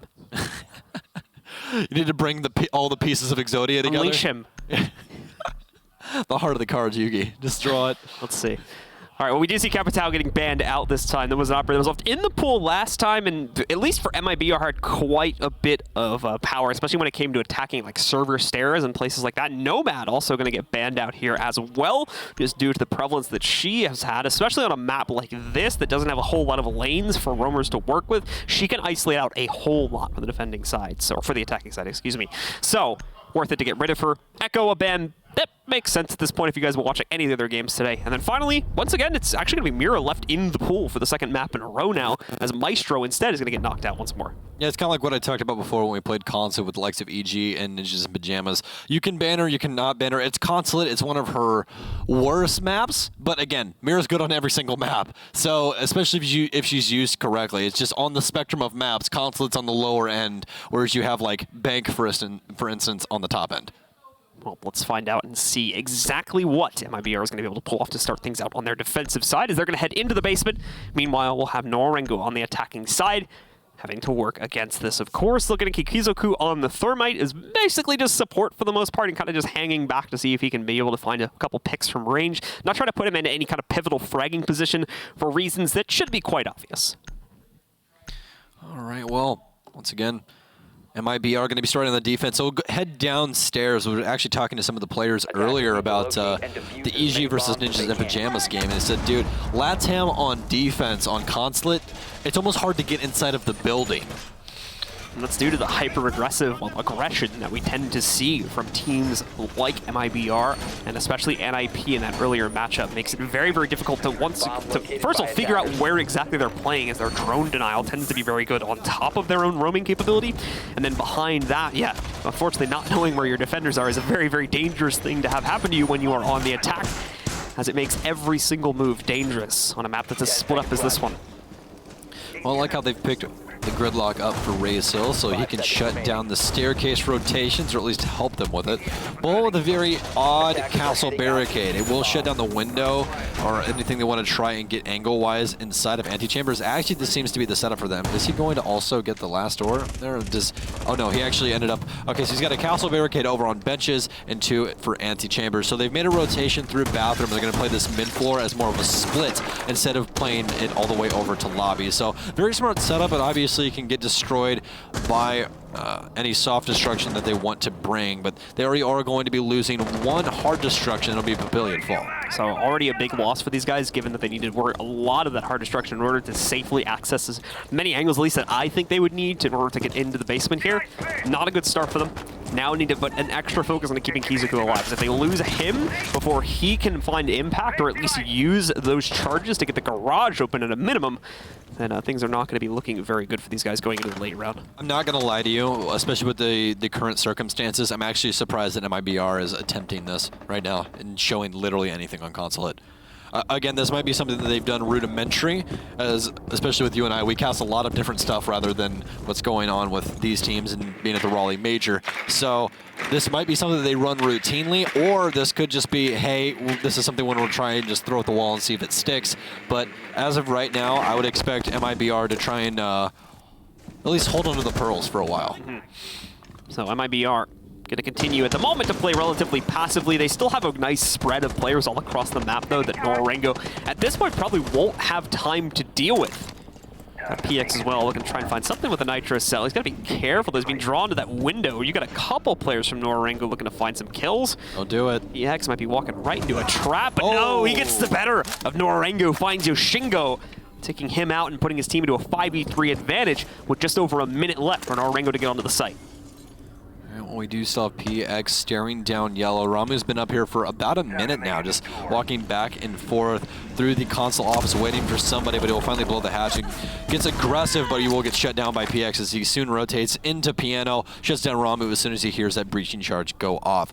It's going to be almost a perfect round so far by MIBR. PX has a little bit of damage, but obviously it will be a flawless. They're able to find Raisel and Kazoku, who could both still find some frags. It's going to be Raisel to fall. It's all left up to the man, the myth, the dead guy, Kazoku. And there you go, pretty much the expected result coming out of round number 1. It is looking like we are continuing on the trend from map 1, but let's hold our judgment for at least a few more rounds to see what exactly Nora-Rengo are going to be able to develop on this attacking side. Overall, though, a very successful opening defense from MIBR in the basement, and we'll now shift to the predictable second floor following this. Actually moving away from the trend as we saw earlier in the EG matchup. A lot of teams were okay to go for something like a lobby, or even, you know, if you look back to like the Vegas minor one, it's like Secret and LFO at the time. Now, of course, the Giants specifically were playing a lot into the split site too. We saw like a huge variance back at that LAN. We haven't seen that, of course, here too much yet, but I'm curious if we'll see that from those teams if they end up on that map, because they were really prevalent with that at Vegas, and it was like one of the big surprises is the fact we saw so much play on the split site. Yeah, as you said, we haven't seen any of it just yet today, but again, there's going to be, even though it is a major, there is going to be a lot of people on the higher end of the spectrum that are trying to hide just a couple things for that main stage if they believe that they're going there. This is a very long and drawn-out battle to where you kind of have to keep things still in the back pocket to go, okay, it's crunch time. This is what we're really bringing to the table. We've seen a couple of teams get in dire straits, though, today, and had to bring out some things that they had in the back pocket, but nonetheless were able to claim victory. MIBR now putting things together upstairs as we're going to have M King on Rook. Do we even have a smoke in this lineup? We do. We are going to have PX on smoke, so we're likely going to be playing inside of the projector area. They also have Bullet on the mute, so exact same combo of weapons, but different utilities, obviously, as mute does have those mute jammers to be able to get rid of drones or mute exothermic charges and things along those lines on hard destruction walls. So we've got the members of Nora-Rengo out onto the board once again. Time to see what they can bring to us against the second floor attack. As you might expect, probably going to be a little bit of admin pressure to start out the round. So members of MIBR are going to actively contest this, in fact. Specifically, you've got Navi's hiding on top of the file cabinet. He's going to get droned out relatively quickly here. It's looking like he's sticking with his position, though, not moving too much just yet, as he also has support from Cyber right around the corner, who, as far as I could tell, was not droned out by the same one that found Navi's. So he can still surprise, especially if they try to peek into the window to find Navi's himself. Which is exactly what might end up happening. A lot of spam coming in, but I think it's just a break out the windows right now. Not necessarily hunting for any kills, so still a relatively timid position being taken by these teams. Bullet, popping the window a little bit. This player from Nora-Rengo to the right should have been able to hear that. And if he tries his aggression anytime soon, it's more than likely going to be expected. Yeah, pretty routine play so far from MIBR on both maps, and we actually still have Bullet putting down some of his mute jammers on top of admin stairs. Kazoku now rotating to join his team on the east side. Could be looking for admin right now, but Kazoku is going to enter from tellers. We're interested to see what they're going to try and use him for here, because especially on this side, it's very hard to try and use a thermite. They're going to try and go for the back of the meeting room, a projector, then they're definitely not going to be using Kazoku. It's more than likely going to be Papilia to try and use his hard destruction to find anything. Kazoku's just going to be holding the rotate downstairs so that no one can get outside. Navi's going to take quite a bit of damage inside of admin as Cyber's going to get aggressive on the window. Will they hear him coming? He's trying to find his way, and he will be able to take down Papilia. Will he get refrag, though? More aggression. Yoshingo will knock down Navi's a quick flick by Cyber. Dons the pistol, going for the John Wick, but he's not going to find anything just yet. It'll be Ramu to shut him down, who's already inside. Cyber channeling his inner John Cena for a moment there. He couldn't see him as they were trying so hard to find an angle in order to knock him out, but just kept changing angles and made it so difficult to actually isolate out his position. You like that? It's only day one. Come on, man. It's only day one. Come on, you're casting with me. What did you expect? Okay. Especially the third series of the day. I will say mine is worse. Mine was definitely worse. I'll give you that much. Anyways. So King, PX, and Bullet, the last remaining for MIBR, as punch holes are now getting made inside of the connector wall. So you can see inside of A and trying to assist PX inside of Projector. Bullet downstairs has a Nitro Cell to try and deny plant. Kazoku, actually not the one with it. It's going to be Yoshingo, but he will fall. Also, PX has fallen as well. Bullet, though, to clean up Ramu. It's going to be all left up to Kazoku. If there's a time for him to clutch up, it's going to be right now. Should be able to recognize out that someone was on Spiral Staircase. Only 10 seconds remain, though, and definitely not the best way for this to go. Going to have to get aggressive across those tracks. We'll get found out, but Bullet with a wide spray won't find anything. It'll be M-King to put a sock in it here on round 2. So we are still taking swift control. 2 solid defensive rounds going into their court. They'll have to rotate over to the third point on their site triangle now, which more than likely is going to be lobby. Like I said, we've seen a couple teams willing to play around with the split site in the recent months. It's not looking like it's going to be the case for MIBR, though. They go right for the lobby pick, so we're going to see them stay consistent upon that. All right, well, 2 rounds straight right now for MIBR here on Consulate. I'm going to assume that we're going to see this trend continue because, as we previously stated, LATAM and Consulate defense, or really any defense at all, is very dangerous. They like to play a very spread defense, and it's extremely hard to get inside of the building. All that they had inside of Consulate on that round, at least for Nora-Rengo, was admin. Not too much pressure anywhere else, and it just seemed like they really could not pick up those pieces. They got some initial picks, but they absolutely got picked apart by that Jaeger play. Yeah, I mean, you kind of might expect, unfortunately, due to the communication issues and whatnot. We are going to see Kizoku 6 pick away from the Thermite finally, so definitely lowering the amount of hard breach they have, and we've already seen Papilia, their Hibana rather, get picked at least once, so need to be a little bit more careful of that. Kizoku, though, ended up picking over to the line, so maybe looking to get aggressive early on here and surprise their opponents with that EE1D drone. All right, well, lobby defense now picked up for MIBR, and this is pretty rudimentary as well. Rocking a lot of Nitro Cells. They have Bullet and Navius both with those Nitros, and those are mostly for that plant denial. They are going to have M-King on Clash as well, which we have not seen here just yet today, at least between us. So, with that being said, Clash does have a shield that has tasers on it. I think that's the best way to put it. It has tasers on it that are a lot longer distance than a taser is, but they actually end up slowing you down, dealing a little bit of damage, but the slowdown effect is very prolific. I believe it's around like 75% of your movement speed is how far it knocks you down, and you can't sprint. So you're moving extremely slow, makes gunfights a lot easier. We've seen her use a myriad of different ways. We've seen people use her as a mobile Mira. We've seen her lock down any site given to her. Just there's a million different ways that you can try and fix her into a lineup, but as in recent history, we've only seen her used by just a handful of teams. For the most part, oftentimes used as kind of like a direct counter to Montaigne in certain situations as well, if you kind of just put her in the way of Montaigne in a lot of situations. An unstoppable force meets an immovable object. Like it's the most simple solution ever, but it works in a lot of situations because she can deal damage to him, he can't. So it ends up working out pretty well. Takes a while. Takes a really long time for her to kill him that way, but at minimum, it's more deterrence than anything else. Yeah, that laser, not laser, my goodness gracious. That taser literally deals like 2 damage over the span of a second. You could call it a taser laser. A taser laser. Because it's ranged, so. Ooh. It also doesn't work like a taser. A taser actually shoots like 2 little studs at you that stick into your skin and it tases you through that. The shield just has a whole lot of them. Yeah. No, dude. There's thousands in there. Could you imagine that? Like she just clicks a button, they just launch. It's like, it'd be crazy. So I actually like that option much more. So the E1D is going to be able to spot out primarily just the Clash. Navi's, though, with a nice aggressive move, works his way out into the open. PX is traded. Navi's also found just a second later, though. Some good trades from Nora-Rengo. The problem is not keeping watch on the areas upstairs. Cyber, just on top of the spiral, is able to sneak in another kill for these guys to even it back out into a 3v3. Well, you got two extremely important pieces taken off the board, the Lion as well as the Habana, but they continue to find something here as Ramu is going nuclear. Bullet and M-King both falling to the wayside. It's all left up to Cyber in a 1 versus 3, and this might be the first round here for Nora-Rengo, unless we see something happen with Cyber. Raisel is the one with the diffuser. It's actually going to be Yoshingo to find him upstairs, and that'll be Nora-Rengo's first round here on Consulate. Great adjustment there coming in from Nora-Rengo, and once again, man, they don't care. They don't care. They're just happy to be here, man. Hi, I'm just happy to be here.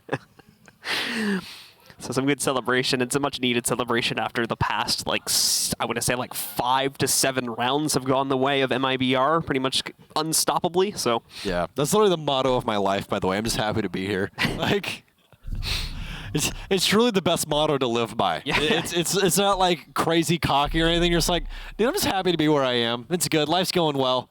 Yeah. Everything's fine, you know? It's a perfect thing, and I really think that's where Nora-Rengo's at currently. It's like, hey, you know, stuff happens.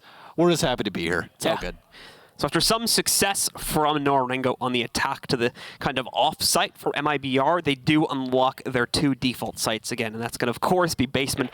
And in the next round, assuming they win this one, they will unlock the 2nd floor again. That's not to say that they won't win this one, however, we'll have to wait and see exactly what Nora-Rengo brings to the table. This was certainly one of the most one-sided rounds we'd seen so far in the favor of the defense in MIBR overall. Stats at the moment. Pretty straightforward for the most part. You kind of got Yoshingo and Ramu, who were the 2 players I pointed out in the pregame. Yeah, dominating, and that's what you've had to expect. Obviously, with Mario being missing, that's kind of their top fragger and their top playmaker across the team, especially when it comes to aggressive movements on both the attacking and the defensive side. Other players needed to step up in order to make up for that. And for the most part, it's been Yoshingo with Ramu as a very close second. Well, they're going to need a lot more of that, and probably the kitchen sink as well to win out Consulate. Because as of right now, it seems to be the MIBR show, and there doesn't seem like we're going to be able to stop this train anytime soon.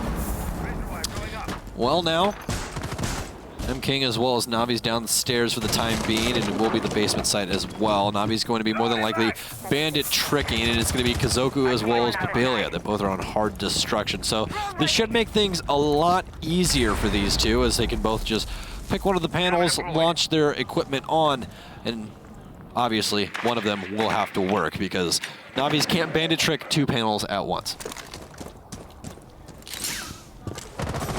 So Pabelia starts things off with the opening pickup against PX. It's a good start indeed, especially for finding the more aggressive mute before he can really pick up anything at all. So once again, when it comes to fending off, say, these more aggressive positions from MIBR, or even the near runouts that we're seeing from MIBR, Nora-Rengo are doing a pretty good job of catching that, especially when it comes to the early round situations. And oftentimes when they win rounds, it's because they get ahead with kills like these in the early round. Well, the one thing is so far that once MIBR loses a member, they've slowed things down quite a bit and just waited for Nora-Rengo to run in with open arms. Quite a few times now it's worked out very, very well. We'll have to see if that continues on this trend, but as of right now, Nora-Rengo is trying to tie things up. But as we saw from the last time, just because they got 1 round does not mean that they're going to continue to follow the same suit. MIBR, especially in that last map, were able to battle back quite a few times, even when they were down man advantage. Shingo making a run around, of course, just mainly knocking out some of the default cams and some of the default setups here. He'll use the frag grenade just to get rid of the castle panel. Oh, there was an ADS hiding right behind it, so that's unfortunate. Oh, they are going to be able to identify out Yoshingo down on the ground, but immediate trades coming back and forth, and it's actually going to be MIBR that comes out on top. Once again, looks like they might be able to tie this up. Going to have to be some heroics here by M-King. He's got at least 3 of them to worry about, but we do have the god Kazoku still on the field, so might as well make it 6. Absolutely. So for MIBR, kind of overplaying their hand a little bit when it comes to the aggression, thinking they just have free roam over the course of this map, and that's a big mistake, as you've just seen throughout the result of this round. You still, like you were mentioning in the pregame, you got 4 very capable players on this Nora-Rengo roster that can very easily punish these types of aggressive moves, and at the moment, they're doing exactly that. Yeah, I almost felt bad for leaving Kazoku out with the 3 members, so I had to make sure he at least accounted for 3 of them, right? Or at least for 2, excuse me. But M-King's going to tag up someone outside just a little bit. He will be able to down. No, Billy will still be alive. Seemed like it was almost enough bullets to win out that gunfight. Going to get aggressive, though. He's going to get tagged from behind. It will be Ramu to win out for Nora-Rengo and tie things up 2-2. And so, the closeout from Nora-Rengo, they are back in the game now, tied up, and the potential for them to really swing this back is starting to come alive. The problem, though, is if MIBR gets wiser here, starts to peel back their aggressive tendencies, which they for certain should be doing now, then I don't know what Nora-Rengo is going to rely on in order to get them onto the site, let alone close out the round, as they've been incredibly reliant on punishing MIBR in the early round in order to pick things up. And that was a perfect example of that, as MIBR went way too aggressive, pushed, I think, like 4 out of 5 of their players upstairs to try and trade out losses that happened earlier on in the round. But for the most part, Nora-Rengo held off. They won those individual 1v1s. They kept pushing the advantage further into their favor and ended it on that 3v1 at the end there. This is a godly 6 pick that we just saw. Doc to Rook in the likes of M-King. That's a gamer move right there. I picked the French operator. And then I picked the French operator. They'll never suspect it. I picked Mario, then I picked Luigi. That's Italian. Oh yeah, that's right. Oh no! No way! Oh, Blue, come on. Come on. We'll drop it. It definitely won't make it to a clip, I promise. No one will clip that and expose you. It said Mario. Yeah. Right? They're Italian, though. They're not French, like Doc and Rook are. I remember the reference that you made about the Mario Brothers with them. It's just not going to work in this context. It's just not. It's not happening. I remember it. We'll just awkwardly back up into the next room and pretend it didn't happen. Can you guys call Kix and Taro? Yeah. Who's over on the B stream right now? We got to call Flynn and M's over. Can you guys cast 2 games at once? Just can you guys just run between every other round? We've officially overextended our welcome here. Yeah. Well, you have. I can solo cast. That's good. I could too. It wouldn't be good, but I did make the horses in the back joke. I don't know if somebody can forgive me for that. Forgive me, Father, for I have sinned. Okay. All right, jumping right into round 5 here now is Nora-Rengo still on offense, still keeping things close. That's exactly what we've come to expect from this roster, especially in recent history. They're definitely a spectacle to behold on international lands, and it seems though even that they do have a sandbag in the likes of Kazoku as of right now, as he really hasn't been performing as well as we could see Mario performing. But again, it's some stuff that you have to deal with as of right now. They still have things at a 2-2, and Kazoku's actually been able to maintain his life and do his job as well. Yeah, but the most, like in pretty much every, man, look at this. look at MK right now. Stand on the toilet. It's like, ugh. One wrong move and the floor falls out from under him. The floor is lava. I'm amazed that toilet still is there at this point. But either way, seeing a very slow lead up once again come in here from Nora-Rengo.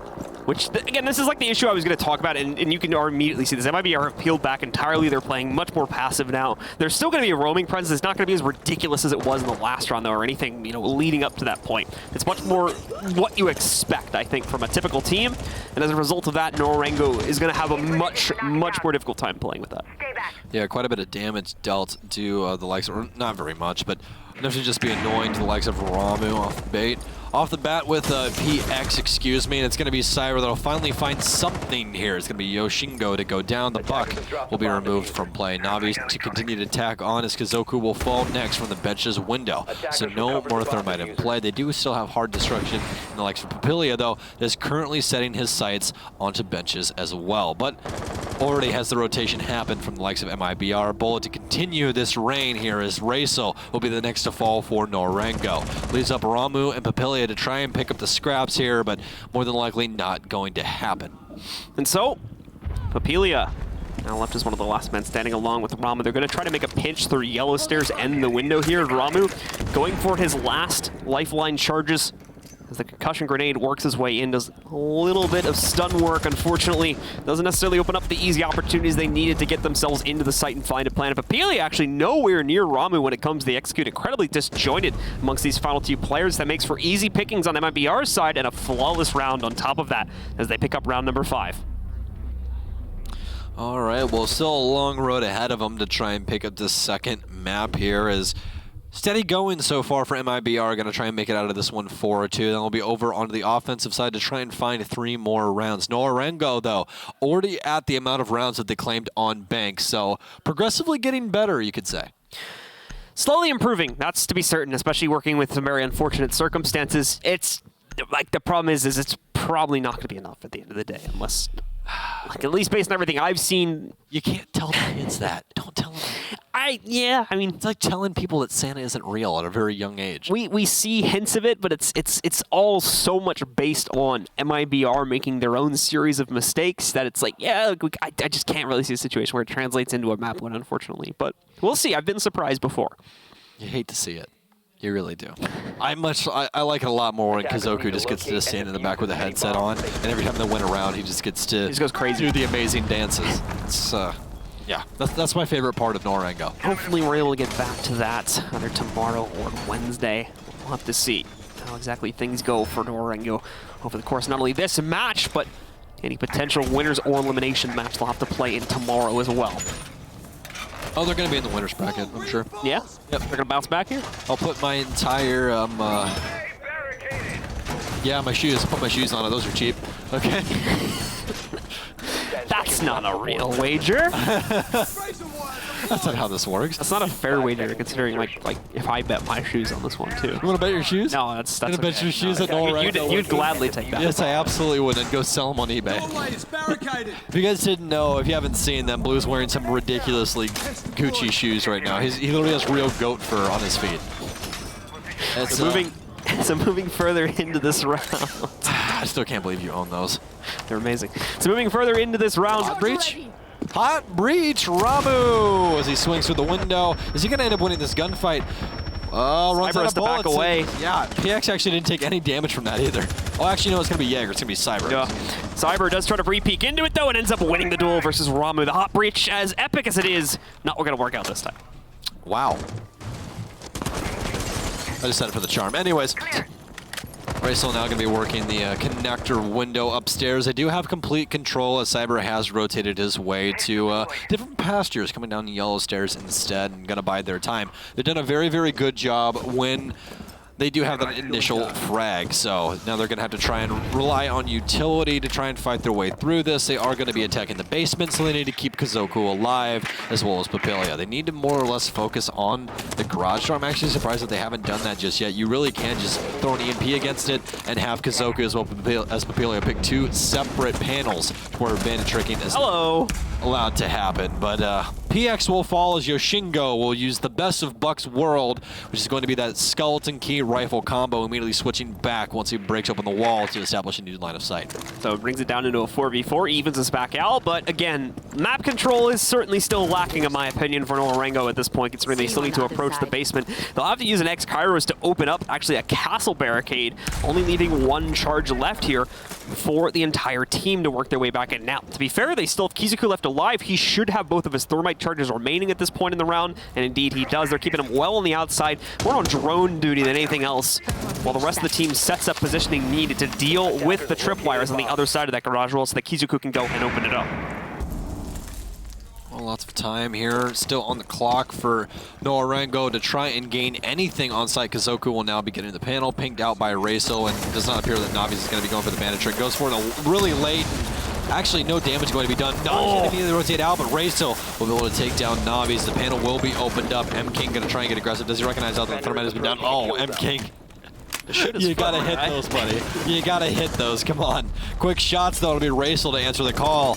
They are trying to bring this one back. Bullet and Cyber were the last 2 remaining for MIBR as Nora-Rengo is poised to possibly tie this up, make things equal. Oh my god, what a shot from Bullet through the hatch of the circle desk. Only 12 seconds remain. Racel has to try and get the diffuser down. It's going to be all on the back of Yoshingo's efforts to try and get the diffuser down. Now, Cyber gets aggressive. Racel will shut down Bullet. It's all left up to Cyber now. So the diffuser will start to go down. Recognizes him out, though, as it's Yoshingo to tie things up between Nora-Rengo and MIBR. I almost said IMT there.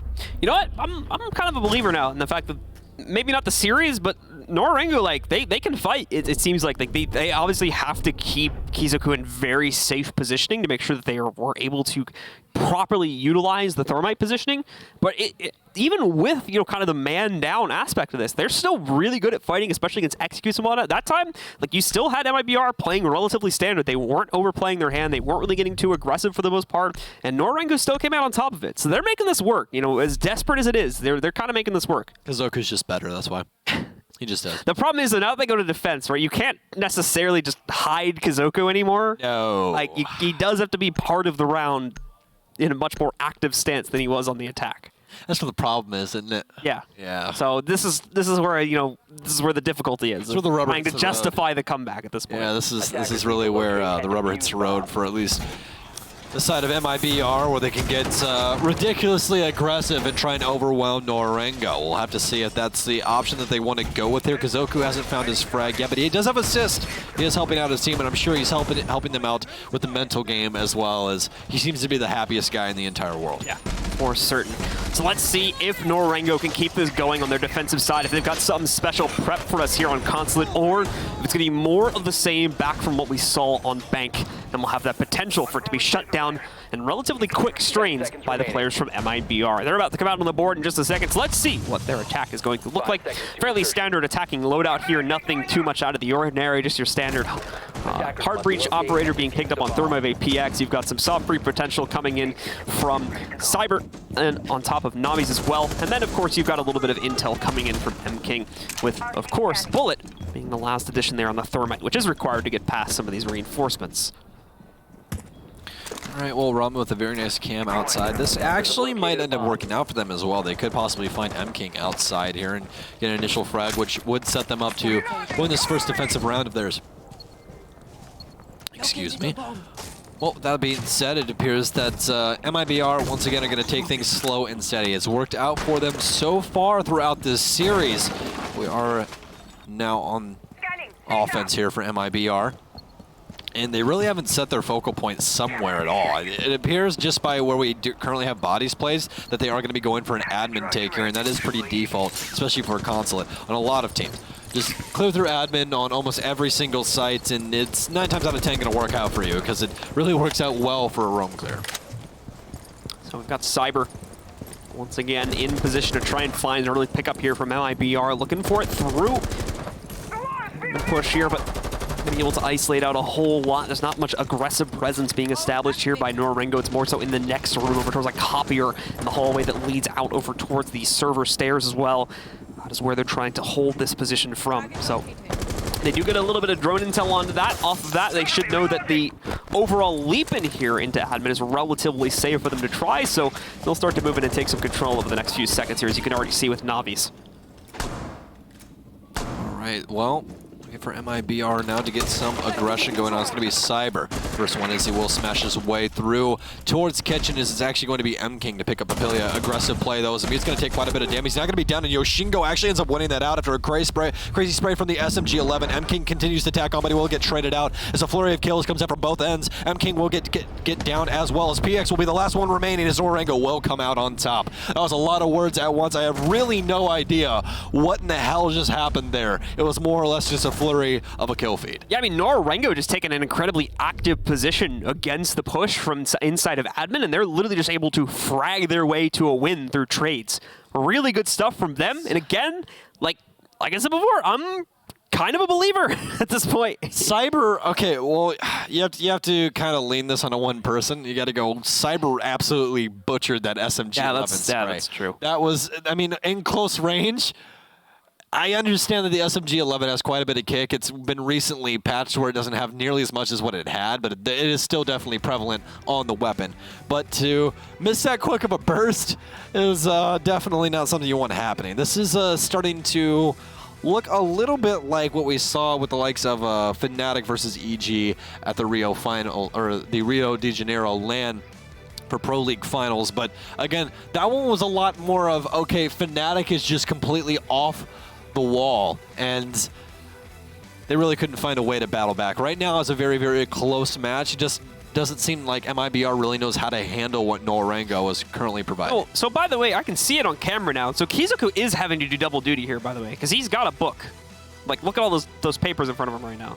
So he's definitely fulfilling some type of strat role, whether That's awesome. it's for the team. So that's even more pressure on him, just to once again further explain what he's having to do here. Is he's having to look through all that on the pauses, figure out what may need to be brought in for the team, on top of having to play as well, and think about what he may need to bring in from that sheet if there's another pause or something like that they need to talk about. Well, tip of the cap to our boy Kazoku. I mean, he's a god. What else would you expect?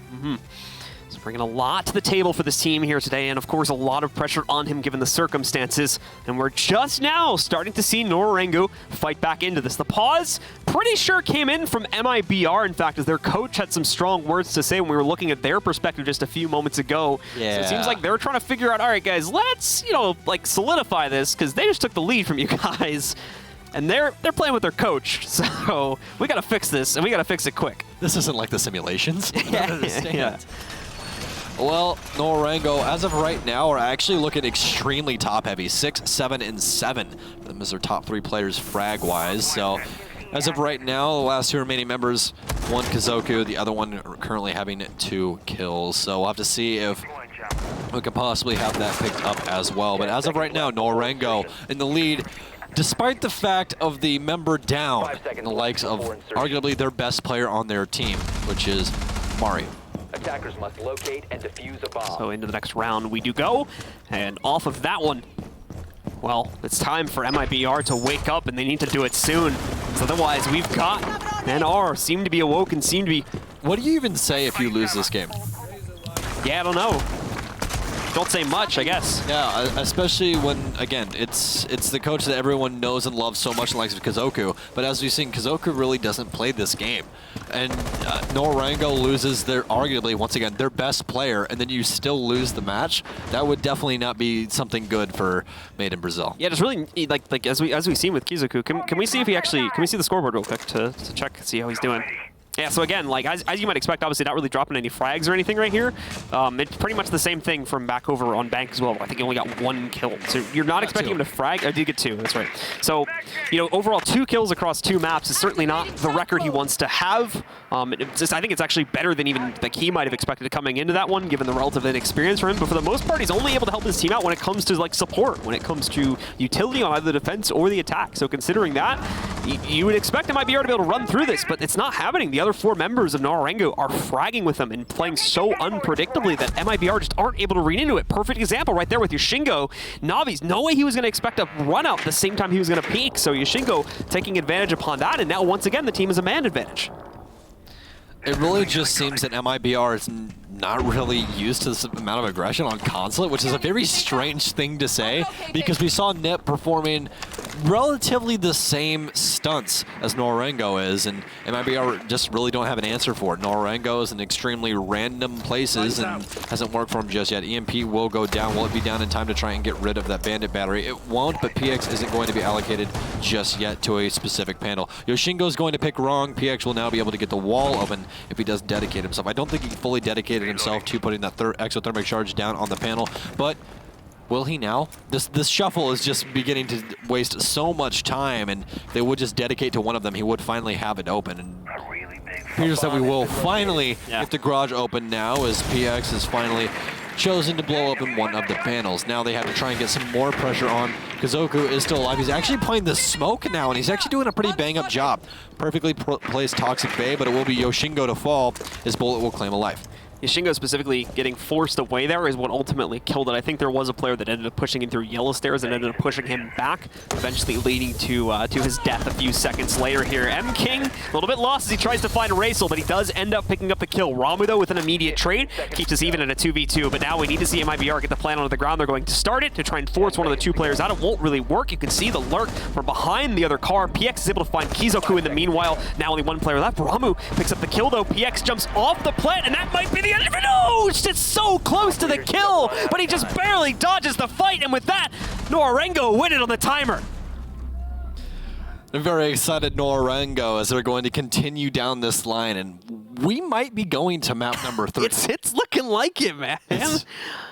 5-3, wow. They only need 2 more rounds, and it seems very doable after the last 2 rounds were won.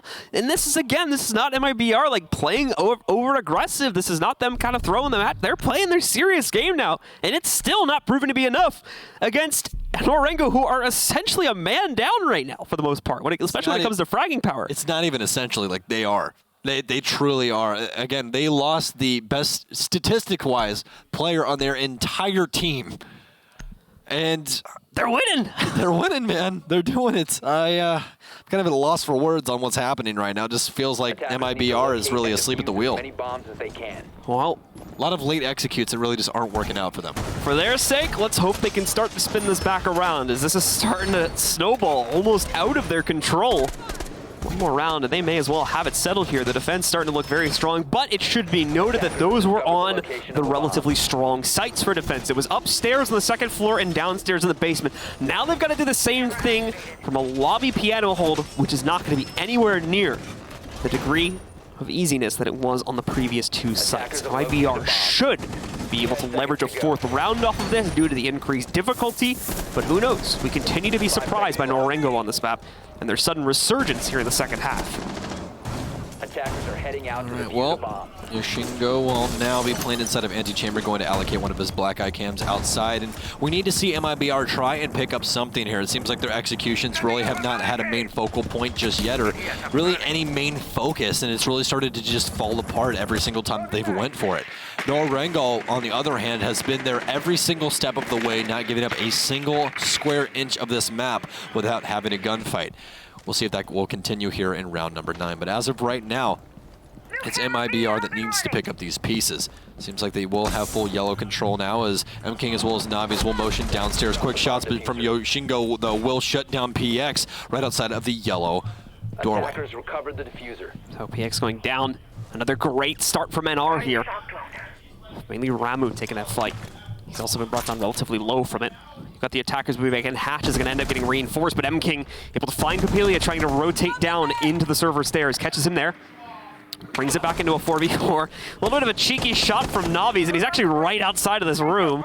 Trying to bait him into the open with it. It's not really going to work, however, but still able to wrap right in, and Navi's finds what seems to be an easy pick on the Ramu as he tried to counter him out with a punch hole. Did not work at all.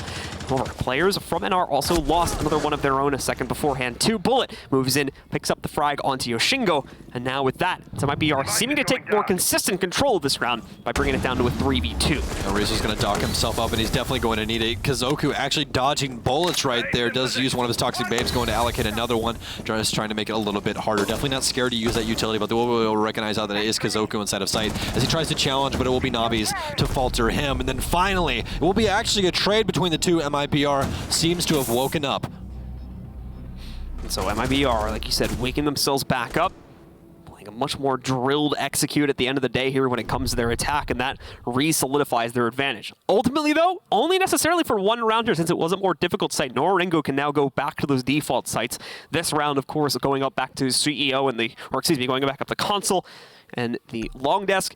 And meanwhile, after this one, they go back into the basement as well. So we'll have to see. The execute needs to continue to improve here for MIBR on these more default sites.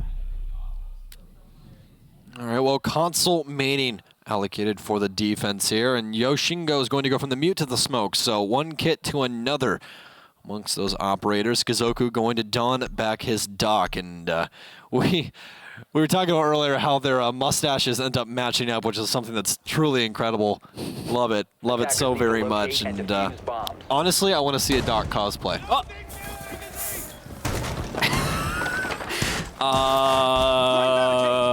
Monkey ass. I just heard I think it was the Japanese casters go, hey, hey, hey. I have no clue what just happened there. Monkey ass. Someone fat-fingered their left click and paid the price. This is what Well, more his teammate paid the price, but you get it. Oh, no. That's, yeah, now they're down 2 men. So, yeah. Not much to say on that one. Back to you, Stokes. 5 seconds left. Well, Randy, the weather over here is definitely something to behold, as there's apparently bullets falling from the sky and killing random people inside of the flag hallway. So, I think we need to turn reverse friendly fire on for him. no reinforcements put down, no cameras, no nitro cell, no nothing. Ramu's just going to be sitting on the bench for round number 10. Literally just bopped with a shotgun the second they spawn. Yeah, and what's funny enough is that it was Yoshingo that did it, and it wasn't when Kazoku had smoke. Like, it wasn't Kazoku that actually, just butchered things. It was actually someone that's routinely on the roster that just shoots Ramu directly in his head. I guess we'll never know what happened there, to be honest. How many licks does it take to get to the center of Ramu's head? I'm gonna, like I said, I am assuming it was a misclick, and I hope absolutely to it was. God Either that or it wasn't, and that's why the Japanese casters were just like, hey! That or we missed a reference, like, or something here. But yeah. What a time to be alive, chat. All right, well, enough dwindling on that. I'm just so MIBR still, yeah, me too. MIBR still has to try and find a way to win this round. We've seen them lose them on man advantage as well, up against Nora-Rengo, so we'll have to see if that will happen once again. But again, we would assume that Kazoku would be the first to fall, but he's actually been doing an extremely good job of staying alive. They will be able to recognize out one of the players upstairs playing inside of admin as the drone work will come through now. Cyber not going to see any holes above the window, so we'll be able to recognize out that it is safe harbor inside of the teller's room. PX now on the balcony, trying to play out his life and contest inside of the connector. As of right now, again, no footing really on site. They have all the window play they could possibly want, but Nora-Rengo not showing any face. And obviously Nora-Rengo having to play very passively after the very unfortunate circumstances. Yeah, Kazoku going to be the first to be caught out in the hallway run, as I think he's working his way back over towards long desk now. Kind of has to play aggressive. He's got a drone on him. He's going to get isolated out. Back turned as well as Navi's shoots him right in the neck. I so badly wanted him just 180. I really did. Like, slam Navi. You really hoping this man just like show up with a clutch at some point. Dude, I honestly do. I just hope he has one kill that's just truly insane. But as of right now, it's the MIBR show, and it seems like they have truly chosen to not slouch out anymore, as they will be able to tie things up here in round 10. It's MIBR, Nora-Rengo, 5-5. And so, MIBR starting to look a lot more constant here as they try and take control of this matchup, try and close things down and give them that spot in the upper bracket. Just need to finish off this map, and they manage to have it, and they'll be able to push themselves forward. I think we got an update in the meantime over on our Bravo stream in the meanwhile, as we just managed to see, spoiler alert by the way, so make sure you are muted if you don't want to know. FaZe just won the second map, I believe, of the series, and I think that's a 2-0 for them. Actually, no, it's not. Oh, it's 1-1. Yeah, it was 1-1. Fours actually ended up winning. I believe it was Clubhouse, if I remember the map correctly. So it's currently 1-1 between these two teams. That's when I told you that Fours had a 5-1 half on that's offense. right. I remember that now, yeah. That was incredible. But they will be going to their third map, and Flynn's curse continues. Now, he broke it today. So. It doesn't matter. It started back up again. His had a brief respite from it Attackers for like 3 hours. Yep. Bombs. Well, into our next round here on the mainstream game in the meanwhile, where once again it does seem as though Nora-Rengo, there was some hope for them over the last few rounds, but some shenanigans unfortunately have thrown it away. So not too certain on that comeback from them to take this map anymore. It is starting to look like things are shifting back into MIBR's favor, but we'll see if Nora-Rengo are able to kind of recenter themselves and finish off this matchup. Well, it seems that Nora-Rengo might be going the route of, hey, this stuff really isn't working anymore, but you know what might?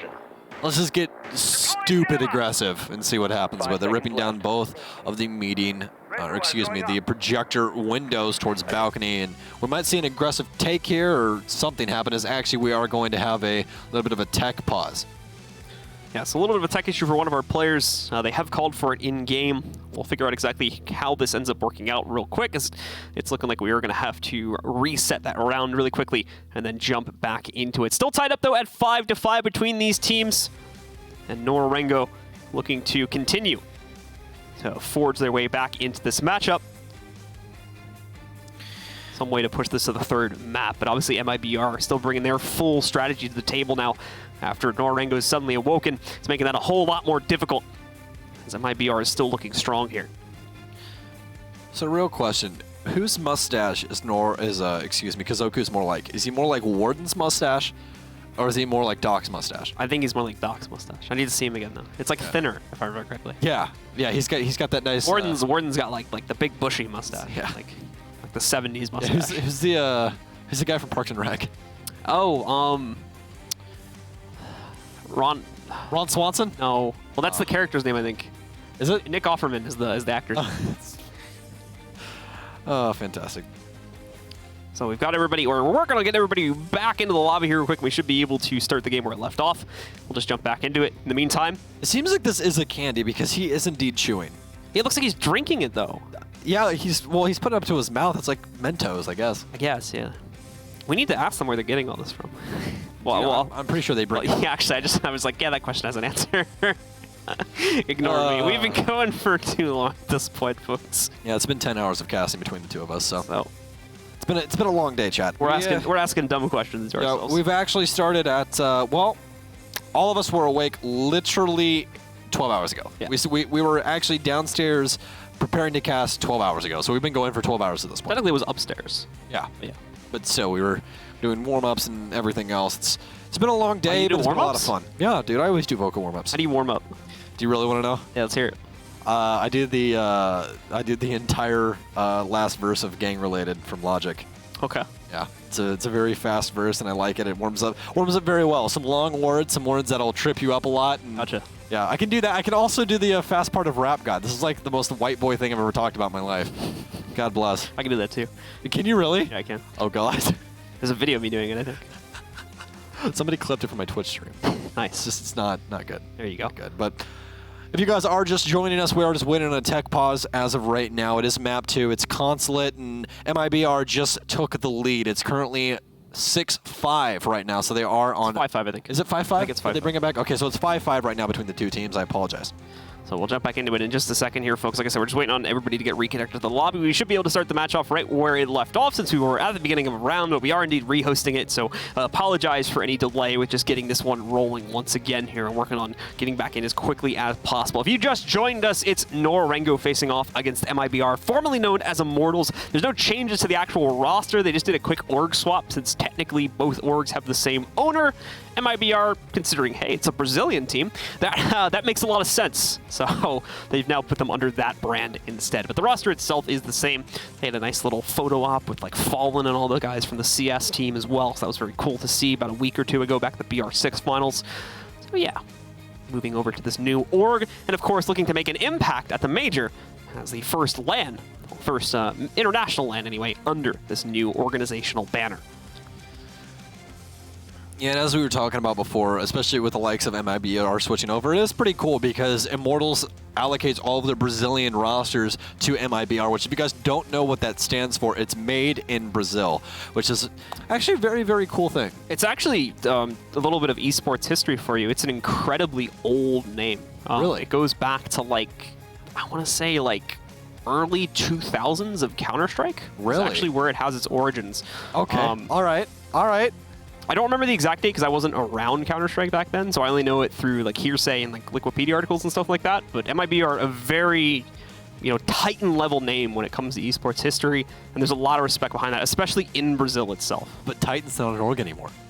Well, yeah, that's Gotcha. you're about 3 years late on that one. All right, well, we'll be loading back into Consulate now, everyone. We will be getting it up on your screen for your beautiful faces to consume. Nora-Rengo versus MIBR coming at you now. All right, guys, let's get into it, and let's see if MIBR can complete this little bit of a mini comeback they've had to make. Nora-Rengo, in the meantime, resurging, trying to take at least one map in this series for themselves and prove they are indeed a force to be reckoned with, even when they have to play with their coach, who has been unable to really pick up any potential fragging power, so is essentially just a utility player at this point and is not able to do much else besides that. I say that, but he's going to be on mute this time, interestingly enough. Yushingo wants the dock, so they've had to switch it up. Attackers need to locate All right, and well, defuse bombs. Kazoku now going to be over onto the mute. Feels that his prowess can be used there more and possibly claim his first frag. He's going to be rocking the MP5K, which we have not seen in, well, ever since the M590 and the SMG11 combo have come to Mute's kit. We have not seen the MP5K. It's still a pretty good gun, but the damage margin just is not the same, especially when you have the M590, which makes it to where you can break open a lot of rotations, makes it a lot easier for the smoke, especially where it doesn't have to make almost every single rotation for everyone unless they have impacts. Dons that a little bit, helps out with that, sure, but we're not going to have that in Kazoku's kit, which probably is for the best because you don't really want to try and walk him around and go, hey, I need you to break open this, hey, I need you to break open this, and I also need you to break open this. So making things still a touch easier, but those mute jammers definitely will help out, at least on the information elimination game. He's got a lot of bullets, so if he needs to go start spraying, he's got quite a bit of it to throw out there with the SMG-11 and the MP5K with both of those combined. Yes, indeed. So, MIBR now trying to find this map and match point here. So they are going to be on offense throughout this round. Could possibly still have overtime. All it's going to take is one round from each of them, which is definitely possible. We've seen Nora-Rengo keep things at a tie so far throughout this, and finally MIBR woke up. Nora-Rengo was actually in the lead there for just a minute, which is quite impressive, especially with, as we said, the detriment that is currently going on. If you guys are just joining us once again, we'll bring up this point just one more time. Kazoku is filling in for Mario, because Mario had to be rushed to the hospital due to some medical issues. We're once again wishing for a speedy recovery for him. We might be able to see him tomorrow if things are made out to be okay, but as of right now, it will be Kazoku filling in for him. Then he will continue to fill in until it is appropriate for Mario to come back. So, just in case anyone was curious about how it's going to work out for potentially tomorrow and any following days as well, that Mario needs to be out. Papelia starts off this round strong, though, with an opening pick against the Thermite from, or excuse me, against the Thatcher, sorry. Got you. Jesus. It's been a long day. Against Bullet, at the end of the day, manages to pick up the Thatcher. Bullet eats bullets. Yeah, Bullet is going to eat a couple bullets there coming in. Is going to be able to take him out, and as a result of that, again, the 5v4 advantage goes by the way of Nora-Rengo. This is normally how they've been able to build quite a lot of success, but look at this aggression from MIBR, literally leaping in through toxic gas grenades to try and force a plant, and they're going to get it. PX found a slight, oh, never mind, it gets canceled at the last second by Yoshingo, spots it thankfully, but they found a slight hole through those toxic gas grenades and were able to nearly get a plant as a result of that. Now these and M-King, though, find two nice picks in response, bringing this down into a 3v3. And hopefully reigniting the potential for MIBR to close it. Oh no! Oh boy! Oh, what 180! Cyber! What in God's name was that? He's able to keep Navi's alive on yellow stairs, and that might spell disaster for the rest of the round. He is going to be able to pick him up as well. Raisel, though, with that M590, can definitely take both of them down with one quick shot. Only 30 seconds left. They're going to have to try and get aggressive somewhere, and they're going to rotate across over towards Spiral. No one's watching it. Raisel's going to have to try and rotate upstairs as well. This is one of the most exciting rounds that we've had so far between these two rosters. Yoshingo locked inside of bathroom. They have to try and get this diffuser down, but it's locked inside of a console office. Look at how low everyone from MIBR is as well here. They can be picked in just one or two shots. There's Yoshingo with the first find against Navi's. Two more to go, and time is also running low. There is the second pickup for him. He's going to try to run downstairs and avoid the blast player, essentially trying to just dodge the fight as he knows he has to go for the plant, and it works out perfectly. Yoshingo should have an easy clutch, and there it is, right in front of him. The 1v3 puts Nora-Rengo up to map point first as they lead it 6-5 over MIBR. I'm at a loss for words. Just, again, it's what we were talking about before. You still have to put some respect on the name of Nora-Rengo. You can't just try and go for these immediate executes onto site, just jump smokes through the doors and make it to where there's no line of sight. You still have 4 Pro League members on that opposing team, and they're this #2 team inside of the Japanese region right now. Essentially 4v5, still holding on at the end of the day. Kizoku, what is that? Hello. Papelia is just like, who literally destroyed my life? That's what he wants to know. Last round. Yeah, see, we noticed it too. Yup. That was some great stuff. And it was Cyber, of course, that managed to pull it out. Even Papelia is impressed by it. And he was the victim to it. It's where that happens and you just go, Attackers need to what? Like, what just happened to me? Averted disaster, too, because, I mean, that could have been the end of the round right there, going into Nora-Rengo's really didn't matter at the end of the day. At the end of the day, like, Nora-Rengo still won it. They would have won it a little bit quicker if they pulled off that quick little 1v2 flank, however. All right, well, Nora-Rengo now going to go downstairs, and it seems like we might be having overtime here unless Nora-Rengo is able to shut things out, which, again, would be truly incredible that they were able to push MIBR this far down a man. Yeah, third map would be really interesting to see play out here, especially if they're able to actually take this the full distance and take out Immortals. We'll have to see, as of course, that's a little bit optimistic, but it's very possible, I would say, given what Nora-Rengo has done over the last, last half or so here. They've really brought themselves back into it and have been bringing a strong showing, despite the fact that they are missing their best player. And again, it's very weird that MIBR has actually been pushed this far by this roster. Again, no hate on Nora-Rengo at all. Just that's exactly what should be happen, is that MIBR should be well in front, well in the driver's seat. There should be no way for Nora-Rengo to fight out of this. Yet Nora-Rengo is up on round count as of right now, and they continue to battle back. You really have to look at MIBR with a question mark and just go, okay, guys, really, what's going wrong with this roster? And so now we're going to have Navi's starting to push his way forward first to lead for MIBR. Is going to walk directly down the server stairs and start to work their way into cafeteria. Navi's walks right up onto the back of Kizoku, takes him out quite easily. No smoke grenade usage going to be available for the early round as a result of that, as he cannot watch his own back. Now the remaining four still relatively spread out. This has given a large and somewhat dangerous amount of control over to MIBR this early on in the round, but they fail to account for the rotates working their way down Spiral, and that's not even really needed. Raisel just absolutely destroys Navi's. We see Yoshingo pick up one as well. Bullet's able to trade on a Papilia. In the meantime, Cyber still working to get camera access. He's got players right around the corner from him, whether he realizes it or not. Tries to get some damage out, but Mark 14 not necessarily going to be the easiest gun to work with, and just a peek duel. Ramu finds the next frag. Bullet to trade, and eventually Yoshingo shuts it down. That is Nora-Rengo winning the map against MIBR, tying up the series at 1-1 and sending us to our third and final map to decide our winner of this best of three. What in God's name is happening? I'm lost.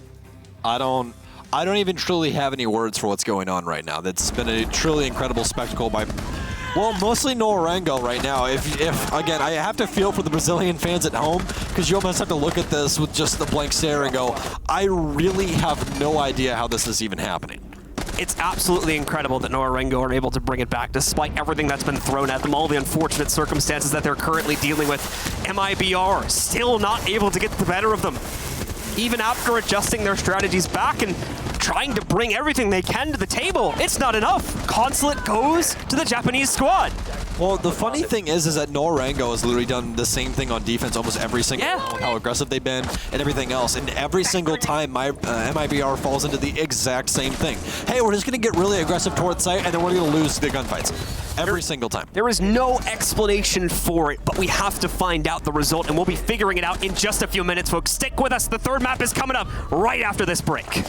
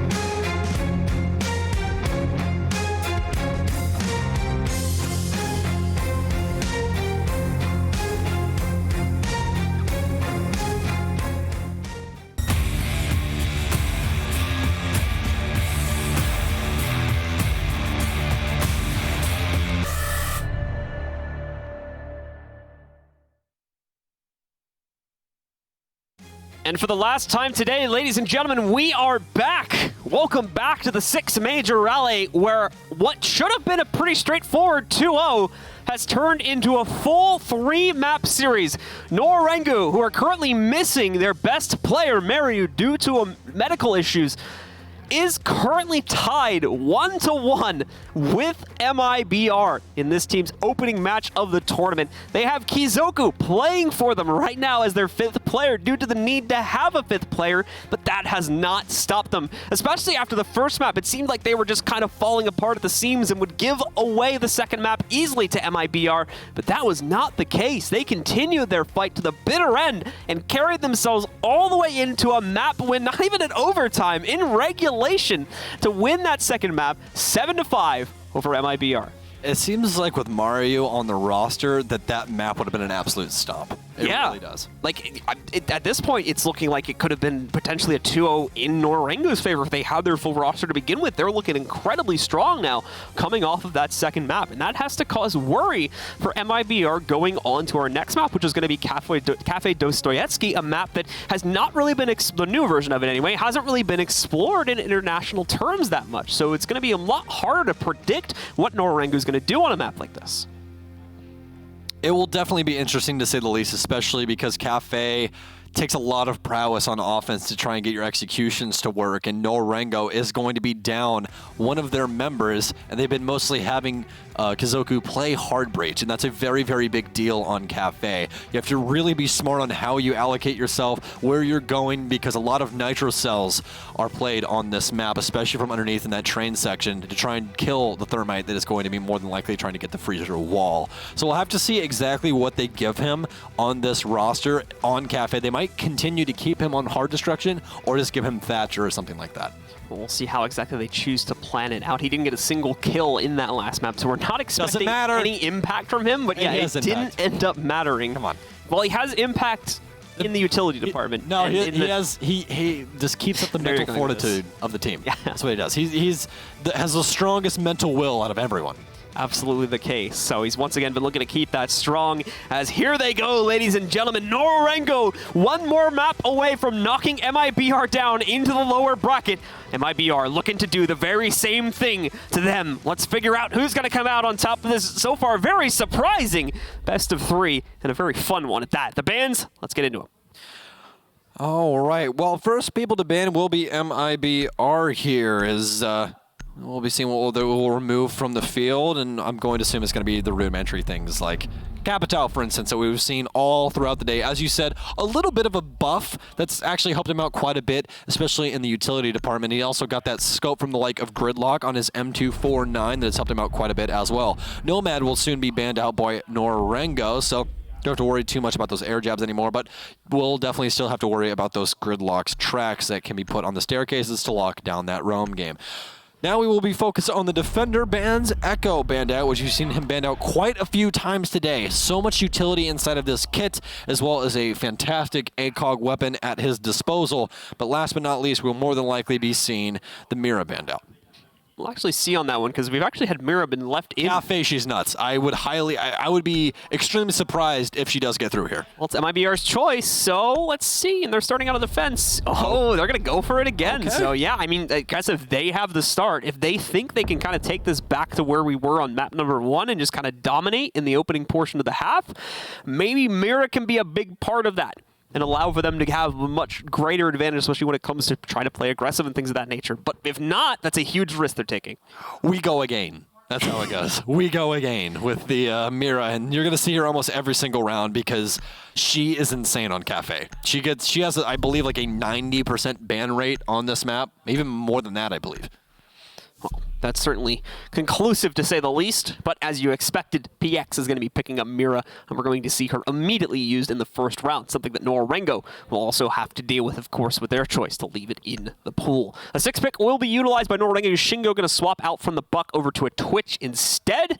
Not a huge amount of self-destruction we necessarily need to see from him, especially when it comes to the third floor attacks, so I feel like they can bide away with that one and focus on dealing with the utility and getting that extra intel through the Twitch drones, along with having the very powerful F2 to be used there by Shingo, added into their roster instead.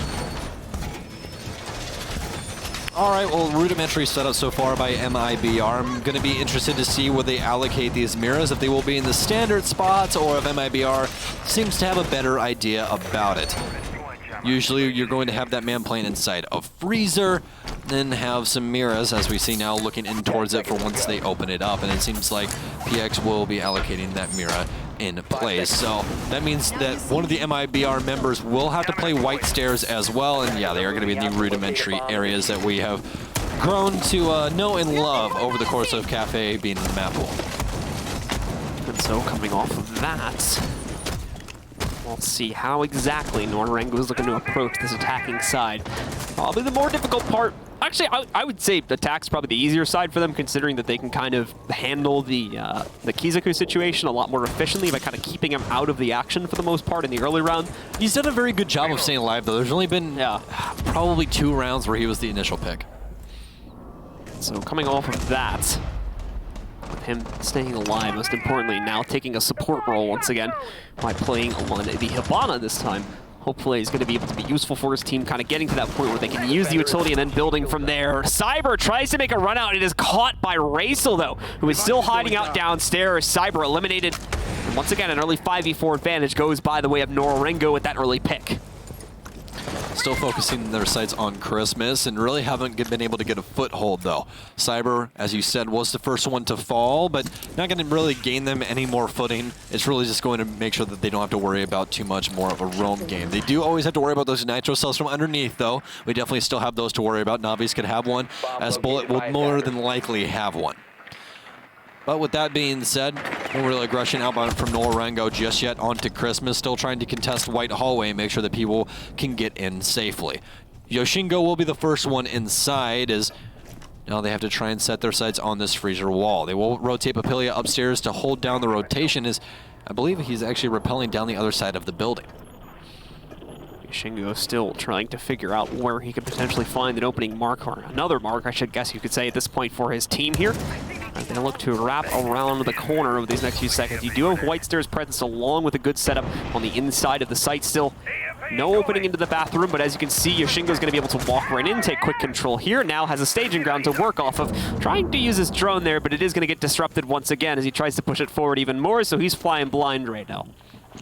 Yeah, he hears that mute chamber, but he cannot peek. Has to try and get rid of this man on White Stairs, but he is being assisted as well, as Kizoku is also going to rotate inside with Yoshingo. He does not have any more X-Cairo, so as he will make a crawl hole through Freezer. Navi's to find one as Kizoku actually rotates up and takes out PX. What just happened? Trey's falling back and forth, though, as it will be MIBR to fall as Nora-Rengo wins round number 1. I can't believe they're... I cannot believe Kizoku got that aggressive on White Hallway. That was insane. And stayed alive as well. Yeah. That was crazy. Absolutely crazy stuff from Nora. Like, crazy is just the name of the game here at this point for this series here. A lot of things that no one expected to happen is happening, and that includes Nora-Rengo winning the first round with 3 players still alive at the end of it. Okay, look. I truly, truly hate to say this because I don't like putting people in the fryer, but MIBR is legitimately losing a glorified 5 versus 4 right now. Yeah. No ifs, ands, or buts about it. That's what's happening. That is, wow. Okay, and It's as I hear Flynn yelling, it appears that FaZe is currently having quite a good show on Consulate with FaZe and Fours, which has to be absolutely confusing as heck because the spelling is extremely similar. We were talking. I think there was like talking like, oh, what if they play each other? That's gonna be confusing. And literally the first match. Someone did that on purpose. Yeah, and update, by the way, guys, for all of you at home that don't want to hear that, want to watch it later, please mute the stream. So I'm gonna wait for 3 seconds. 2, 1. It's currently Fours up 3-1 on Consulate over FaZe, who is currently trying to battle back. FaZe did just pick up their very first round, as it appears to be Cafeteria Garage next for Fours to be able to pick up. So if you guys are interested in that, make sure you guys go over to twitch.tv/Rainbow6Bravo or use the multi-Twitch link, which is multi-twitch.tv/Rainbow6/Rainbow6Bravo. And you'll be able to watch both the streams at the exact same time. So, moving away from that now, we'll go into the next round and we'll see if, once again, the members of Nora-Rengo will be able to come out on top of the attack here. The site has changed. MIBR have not chosen to stick with the 3rd floor bar and cocktail lounge sites. Instead, they are going to work their way over towards the dining room, I believe, in order to play into the 2nd floor as well, where hopefully they're able to kind of extend their wings and be a little bit more aggressive, actually, I would imagine, against Nora-Rengo, as they, unfortunately, due to the nature of how the third floor site works out, you oftentimes can't directly contest against some of their immediate entry points and have to kind of wait out the round a little bit before you can really try any of those impact frags. Not so much the case when it comes to the second floor play, so we should see a bit more proactive play overall from MIBR, I think. Well, we are going to have the Jackal get picked up by Pavilion now, so don't have to worry too much about the roam game. But hey, they really weren't worried about it before. They more just went for the site execute, and Kazoku actually has a kill initially, and it honestly feels like he might be warming up. It really does. Especially with the way that he played that. Like, again, we understand that Kazoku is, again, it's basically a glorified 5 versus 4, but it does feel like he's getting more of a, okay, this is how I should be handling this situation. But as soon as I say that, Caster's Curse will be enacted upon Kazoku, and he will falter. That's going to knock out all of the hard breach potential their team had going into this round 2, as no one else is sitting on a Thermite or a Maverick right now, so nothing else to work with here. That's going to be a big loss. To be further, that's one of the few times that that's actually happened where Kizoku found himself getting picked in the early round. Not necessarily something that they're used to dealing with either. Oh, what? Apelia with a nice pick against Bullet, but Navi's trades it right back. That made no sense that Yoshingo lost that. Navi's with an incredible shot. He was actually rotating out from the freezer door and won that through the skylight. Wow. Yeah. That on no planet does that happen. No. So a nice adjustment there from Navi's to keep himself and the rest of his team in strong straights now at a 4v3 situation, looking to try and trade this back. Bring it back down into better straights for themselves, but ultimately he's working away. Oh, we're actually on the third floor. Excuse me, I thought we'd moved downstairs, so misread something at the beginning of the round. My bad. No, Nora-Rengo's on attack. They're not on defense. I think that's the thing that you had flip-flopped in your head. Oh, obviously maybe, the rosters, but just in your head for a second on that last round, because they did basically flood the site and all of a sudden just had control. Yeah. So obviously you can always get misplaced, especially when you've been casting for 10 hours. Yeah, I think I misread the silhouettes when we went down to the second floor, so that's my bad. You're fine. It's all good. Nobody's going to blame you except for probably Reddit. It's all good. Oh, he's not going to be able to flip through as that's going to get destroyed, so Ramu is going to have to try and go for an alternate route. It's going to be Raysil, though, that continues to attack these things. On Papilia will actually falter underneath of the skylight hatch, or excuse me, the skylight drop.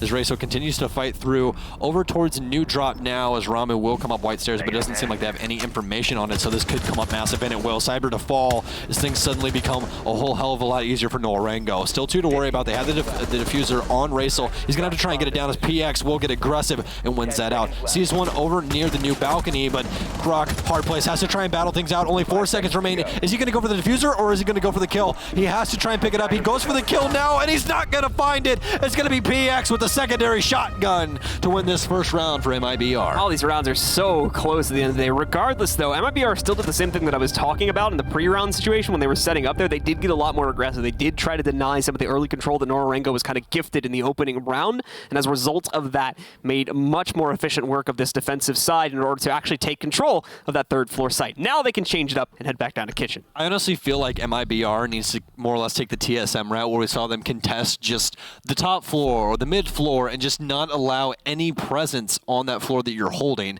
That's what we saw TSM do, and it worked out really, really well. I really feel like MIBR could do the exact same thing, especially to a harmed roster of Nora-Rengo. So let's see if MIBR are going to be able to continue on this trend here. That looked like a pretty consistent round for them. We'll have to see if they can continue to play into that, though. Its consistency has not necessarily been what we've seen from MIBR throughout the course of the series so far. So, for Nora-Rengo, the ball now shifts into their court to try and change up this game plan and take control of yet another attacking round to keep them in the lead for this map.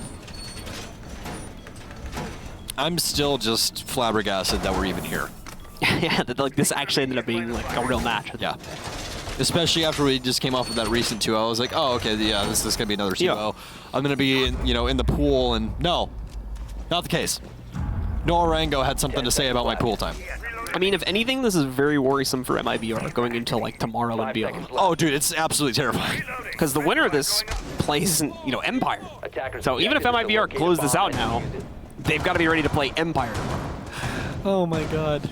That's a nightmare. That's literally a living nightmare. So you have to go from just barely winning a 4v5, basically, to playing the best team, arguably, in the entire world. Yeah, playing the Rush Machine.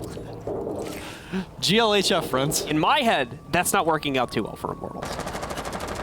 But oh no. we'll have to see. Well, That'll surely be a game to watch. I can tell you that. It's going to go one of two ways. Number one, it's literally going to be 2 7-0s. Or number two, it's going to be close for some ungodly reason because Brazil always seems to be able to make things close. Yeah, that's true as well, to be honest. This game's no exception to that rule. Yeah, it doesn't matter. Brazil always makes it close. It's truly something to behold as Cyber will start things off here in round 3. Yoshingo will be the one to falter. So picking up an early kill on Yoshingo here. He's going to be found out trying to work his way into the building. Rest of the team still pretty passively holding outside here at the moment for Nora-Rengo. Not necessarily maybe going to take a whole lot of control. Still a lot of roaming presence, you know, lurking around upstairs as well that they're going to have to try and deal with before they can actually execute on the site, most notably on the 2nd floor where you normally have the roamers set up to try and stop the control from being taken by the attackers, which enables that easy top-down play. So that'll be the focus right now for Nora-Rengo, is to take away that 2nd floor control. Actually, on the 3rd floor, we're going to see Ramu able to isolate out Cyber from that initial pick that he had found before, able to take him down, bringing this into a 4v4 situation. But they've used a lot of time just to get down to this point. And besides this, you can see they've got a little bit of control on the 2nd floor, but for the most part, they haven't really cleared out what they need to, let alone working the rest of their roster into the opening floor just to get them close to the site. So they're going to start running low on time here very soon. They need to speed up the pace on this take. Otherwise, they're going to find themselves with not enough time in order to work the site itself and put the diffuser onto the ground.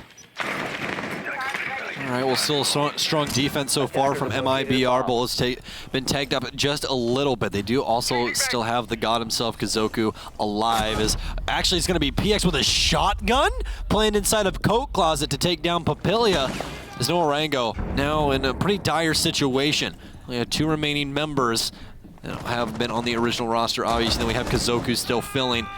Quick rotation down the stairs now as they've recognized out that there is a man playing inside of Code. He's going to get immediately removed from the game. That's not something you want to do, especially when the man's playing a shotgun. Do not hop the window. As we might see the same fate. Is Racel also going to go for this? Racel, no. Oh, come on. No, guys. It's been the same window for 3 kills. Kazoku all by himself, only 11 seconds now, and more than likely this is not going to work out for him. Peeks through. Is he able to find the kill? Nope, it's going to be M-King to answer that. It's going to be round number 3 going towards MIBR's way.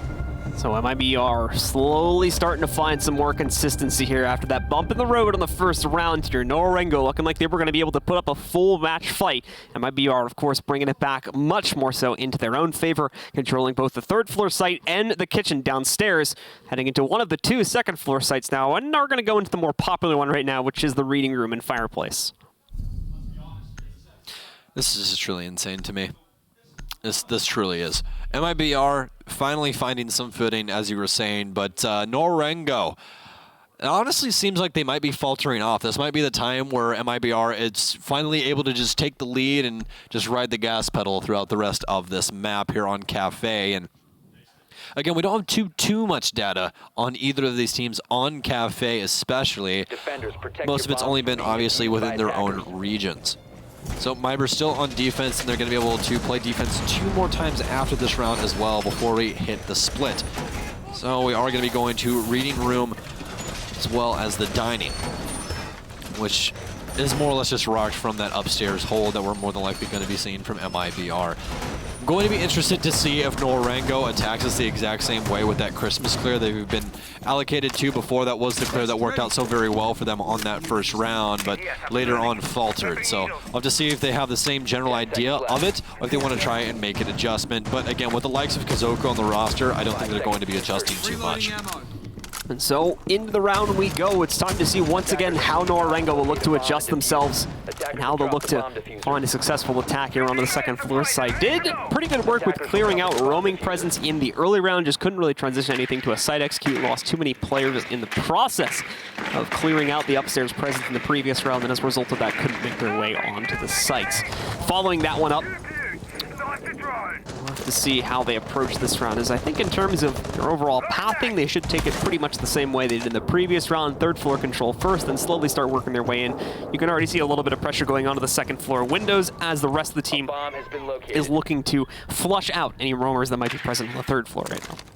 MIBR is doing a lot better job of chopping this map up and making it to where Nora-Rengo is going to have a lot harder time trying to get inside. They do get some presence over on red window, but you saw the amount of angles that they have that are cutting down the amount of rotates through mid-floor, and they have plenty of bodies upstairs as well, as it seems like that's going to be the pickup for MIBR, but no, it will be Navi's to try and hop out through the window. It's going to be the Mozzie who gets removed from the game. So MIBR, once again, actually down a man up against Nora-Rengo. Kizoku gonna start opening up these walls, giving his team a little bit too high. Is he? I believe he's just hip firing these. Oh, he does end up getting the mirror window open, but he was aiming a little bit too high because he was hip firing them. So as a result of that, okay, we'll see Ramu next picking up the kill against M-King, and they're just going for a plant. They just walk right in, and it's probably going to happen too, despite the trade from Cyber. There you go, diffuser onto the ground. Until that point, we did have an advantage for Nora-Rengo, but that's now been traded back. However, they restore it with Kizoku actually getting a kill there against Bullet. PX, however, trades it back onto Kizoku a moment later. Racel now in post-plant position, though, finds the next pickup, brings everything down onto Cyber. It's looking good for Nora-Rengo. Cyber, in the meanwhile, trying his best to work back onto this site. Doesn't, should have been a dead man right there, but Papilia falters. In his most important position, Cyber also able to find Racel, but Papilia finishes off the job from before, and Nora-Rengo take round number 4, tie us up at 2-2. Let's go Kazoku, as he will be able to find his second kill of the game. And once again, a very nice flank from White Stairs, actually. I was quite impressed by that, to have enough game steps to be like, okay, if I hold down White Stairs, then someone's more than likely going to rotate down. Able to recognize out that there was no more pressure coming down from upstairs, so had free passage all the way over to the staircase. And really, that round was just more or less a blunder by MIBR. They gave up site presence quite early on, especially inside of the dining area. They didn't have anybody watching it. Nora-Rengo was just allowed to walk in through train, which made it extremely easy to get a diffuser down. Later on, establishing an angle from pillars, which again, just makes it a whole heck of a lot easier for them to really achieve anything. And they're actually going to be switching over to a Monty now, as well as Ramu will don that, switching off from the Twitch. So as we move into the round, let's see what exactly MIBR is going to do as they shift back upstairs once again. Able to play into the third floor sites once more. Hopefully gives them a little bit more grounding to be able to pick up a third round to guarantee at least the tie at 3-3 for halftime. But we will have to see if even that's going to be a possibility. So remember, another attack round was won already here by the members of Nora-Rengo when they were given early access to places like Christmas and the Red Stairs Hash. We saw a lot more aggressive presence come out from MIBR in the following round, however, and they were able to utilize that in order to pick up the successful defense. Their first round of the map that take us 1-1. The teams are now kind of going back and forth, so we'll have to see, as this is the first site we're returning to for a third time to really determine who the true winner of this site is for the half. All right, we are going to update you guys just one more time before this match is over on our Bravo stream, so mute the stream if you do not want to hear it. It is currently Fours up 5-2 versus FaZe on Consulate. They really seem poised to be able to take this third map, which means Fours would start off things 1-0 in their group. That would be very cool to see, in my opinion. Like I said, Fours is a team that, especially after watching some of their VODs from the qualifier, I'm really interested to see go further into this event. Apparently Russians are just the best team. They're so fun to watch as well. Like, they're really aggressive. There's a lot like Nora here, at least at the start of the series, when they have Mario, like really aggressive play style, you know, even doing things like runouts and whatnot. Definitely probably really frustrating to play against if you're on the other team, or from a spectator point of view. Oh, it's a boatload of fun to watch. I mean, FaZe should be used to it. They come from LATAM. That's true. Right, well, that being said, Nora-Rengo now currently has things tied up 2-2, and it seems like we're going to be going the way of Consulate and not the way of Bank, where we did see a 7-2 scoreline on Bank in favor of MIBR, but as of right now, Nora-Rengo might be poised to end up winning this series, which, if you would have told me that after we learned what was happening, I probably would have laughed in your face. Yeah, I would have done the same exact thing. But right now, this seems like a real thing, and it really seems like MIBR just does not have what it takes to stand up to even 4/5 of this Nora-Rengo roster. So Yashingo looking for the opening pick here now. On Nora-Rengo's side, they've already managed to get Ram onto the inside, but as you will have probably noticed, there is a Legion present for the defense, which is going to be a constant thorn in his side, especially with a lack of an IQ. Unable to find those as he tries to push down the White Hall. There should at least be one or two more potentially in position. we're going to see a few, at least one more of those will bloom into the open as Bullet just threw out another one, and it is Bullet who's the White Stairs player too. So not really any room for Ramo to negotiate, trying to push down this Cyber with a nice find though. Picks up 2 as he pushes into Cigar and stunts the attack here for Nora-Rengo.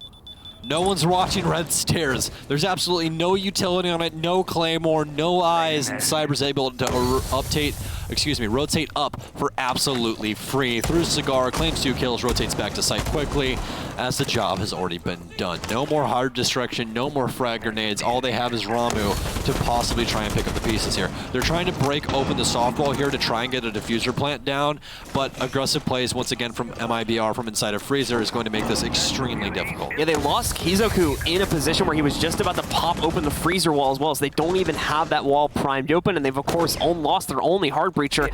Montaine's basically just holding Whitehall right now, not necessarily trying to push for any sort of map control. So Nora-Rengo are at a bit of a loss here, trying to find some way to plant, but I don't think that opportunity is going to be presented to them. Navi's literally hip-firing that shotgun there. Papili actually able to trade it back quite well, but just doesn't have enough time to work it. So MIBR will pick up round number 5 here as they push back into the lead at 3-2. Once again, this matchup is just something to behold. Wild. It's truly incredible that Nora-Rengo is still able to battle this out with MIBR down a man, using their coach that barely plays this game, and even Kazoku is still able to find some kills. So it's been working out quite well for them so far, and honestly, if I had to put my guess somewhere, I'm going to say that we're going to be going through to the transition at 3-3. Well, let's see if that'll indeed be the case. It's back down over to Kitchen once again here, which we were able to see the guys from Nora-Rengo come close to winning, but were not able to close it out at the end of the day. They fell apart due to the late positions in sight, and again, the lack of time overall in the execute for Nora-Rengo, an issue that they just ran into again in the previous round here, as we did indeed see MIBR reasserting themselves as the dominant team on the upstairs site on the 3rd floor. All right, well, we have the stats up on your screen now as we will see Ramu as well as PX at the top of their respective teams. PX currently 7-2, and he's going to be on the forefront of the MIBR roster. Now we are going to be heading down to Kitchen, which, once again, mostly all of these sites are all poised with that vertical play, especially on Kafe. There's a lot of soft destruction on this map, all except for, obviously, upstairs where you're not going to see any of that vertical play. You might see it from underneath, but you're definitely not going to see it from above. Attackers are moving out to locate a bomb and So we've got Nora-Rengo out onto the field once again.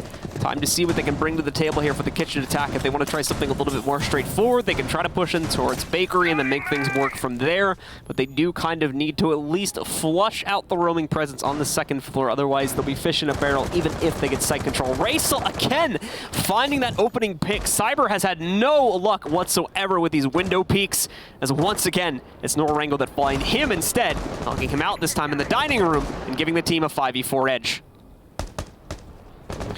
Well, Nora-Rengo has done quite a bang-up job of being able to shut down Cyber throughout this Kafe map, and really overall over the last 2 maps they've been able to find some initial frags that have helped them out quite a bit. It continues here on round 6 instead of Kafe. Recognize now that the Legion will be picked up by Bullet. Ramu will be able to shoot out one of those goo mines. Navi's taking quite a bit of damage, but it's not going to be him to die. It will be Papilia who falters, as that will be the Jackal who falls for Nora-Rengo, making this a lot harder for them to possibly clear the upstairs if that is what they want to do. As of right now, it looks like they're just going to be going for a hard Bakery take, as Raisel has actually picked up the Thermite, and as I was talking about before, they might want to move Kazoku over to a Thatcher or something along those lines, which is a lot safer on Kafe. Raisel working his way back in with that straightforward push, working their way through Prep Kitchen to the inside of the main kitchen itself, where they can hopefully find a plant. Oh, that's unfortunate. Thankfully, it's just a stun grenade, so they can very quickly deal with that. Yashingo missed the opening push and gave a warning to Navi's, which unfortunately leads to his death a couple seconds later when he actually breaches through the castle reinforcement. Now trading it back down and giving the guys on MIBR a man advantage to work with. Again, another missed flashbang going off the door is going to slow down this attack and destroy some of their utility potential. M-King able to push out with a toxic grenade, takes care of Ramu. Raisel trades it back onto Navi's. Only a small gesture at this point, though. They've got a lot of control, and the remaining members of Nora-Rengo are heavily injured. They can't really take any open fights, and there you go. When they do it, MIBR shut them out, as MIBR claims another round at the end of the half. All right, well, MIBR going to be going into this 4-2, so definitely poised to take it, but the offensive side of Kafe has been something that's been a daunting task for a lot of teams in the past, whether it be this version or the old version of Kafe. It's always been a map that's quite difficult to attack, and it definitely has maintained that exact same prowess to try and gain any entry point to this map in the new updated version. So we'll have to see if MIBR can possibly gain any presence on site, or if Nora-Rengo will continue their reign on defense like we saw on Consulate and keep everyone shut out of the building. Well, let's see if that will end up being the case here. Now that we've ended up switching sides, it's Nora-Rengo's time to try and show up with more aggressive tendencies here. See how they hold against what we would expect to be that straightforward Christmas push. I think MIBR might have to bring out a little bit more potentially if they want to close this one out, as their standard strategies have ultimately, in most circumstances, not been enough to push past Nora-Rengo's setup in a lot of these defensive rounds here. So we shall see if Nora-Rengo once again will be able to bring their best to the table and keep pushing these round share a little bit closer to bargain for a way to get back into this map, as we do have MIBR pushing themselves further into the lead now. All right, well, it's going to MIBR is going to be on the offense, and it seems that Nora-Rengo has relatively the exact same idea, all except for the mirror placements that MIBR had on the upstairs. Instead of putting one on the freezer wall, they're going to actually put it inside of bathroom, which means that they're going to be playing someone extremely aggressive up inside of bathroom, and actually have a soft wall to the left as well that somebody can peek off of, as well as Yoshingo playing inside of Christmas with Ramu and Cigar. It seems that Nora-Rengo, once again, as we saw with TSM, getting aggressive on Christmas, trying to lock them out of the entire top floor. Yoshingo's going to end up falling back relatively quickly, though, to the white hole, as I think he realizes there's not going to be a whole lot that he can find in the early round here. At least cameras, as you could tell from his perspective, weren't providing a whole lot of intel, and wasn't really checking them, to be fair. But yeah, it doesn't really find a whole lot, and as a result of that, he's going to be peeled back into white hole instead, gifting Christmas over to the attackers here. White stairs now getting ripped apart, and it's going to be Kazoku on the receiving end, as Navis will have the coach falter off now, as Kazoku had some very choice numbers and letters to say about that. I think he literally hit his all key. I do that every time I play the game, every once in a while. That's why I moved mine all the way over to the other end of the keyboard. Because it was like W, R, or for a second I thought he was typing a strat. I thought he was typing a strat at first, and just leaked his team's strat. But no, I think he literally just hit his chat key on accident. This is why you move it all the way over to the enter key or something like that. Oh, this game's great. Truly is indeed. Bandits will be faltered off now, or at least knocked off at this point in time, as MIBR is trying to get one step closer to map and match point. And again, it does call into question exactly what's going to happen tomorrow, because if MIBR ends up winning this, as you said prior, they have to play the Russian machine and the likes of Team Empire, and with what's currently going on, I don't see that going any way positive. So Papelia and Bullet are going to trade blows on the inside of Christmas. It's actually not gifted over. We ended up seeing Yoshingo double down on it and reaffirm his position. It's not really going to end up working out too well, though. Now it's just Yoshingo and Papelia left in the round. Yoshingo will get dealt with by Bullet as well, as he picks up at least a second kill in the round, potentially more than that.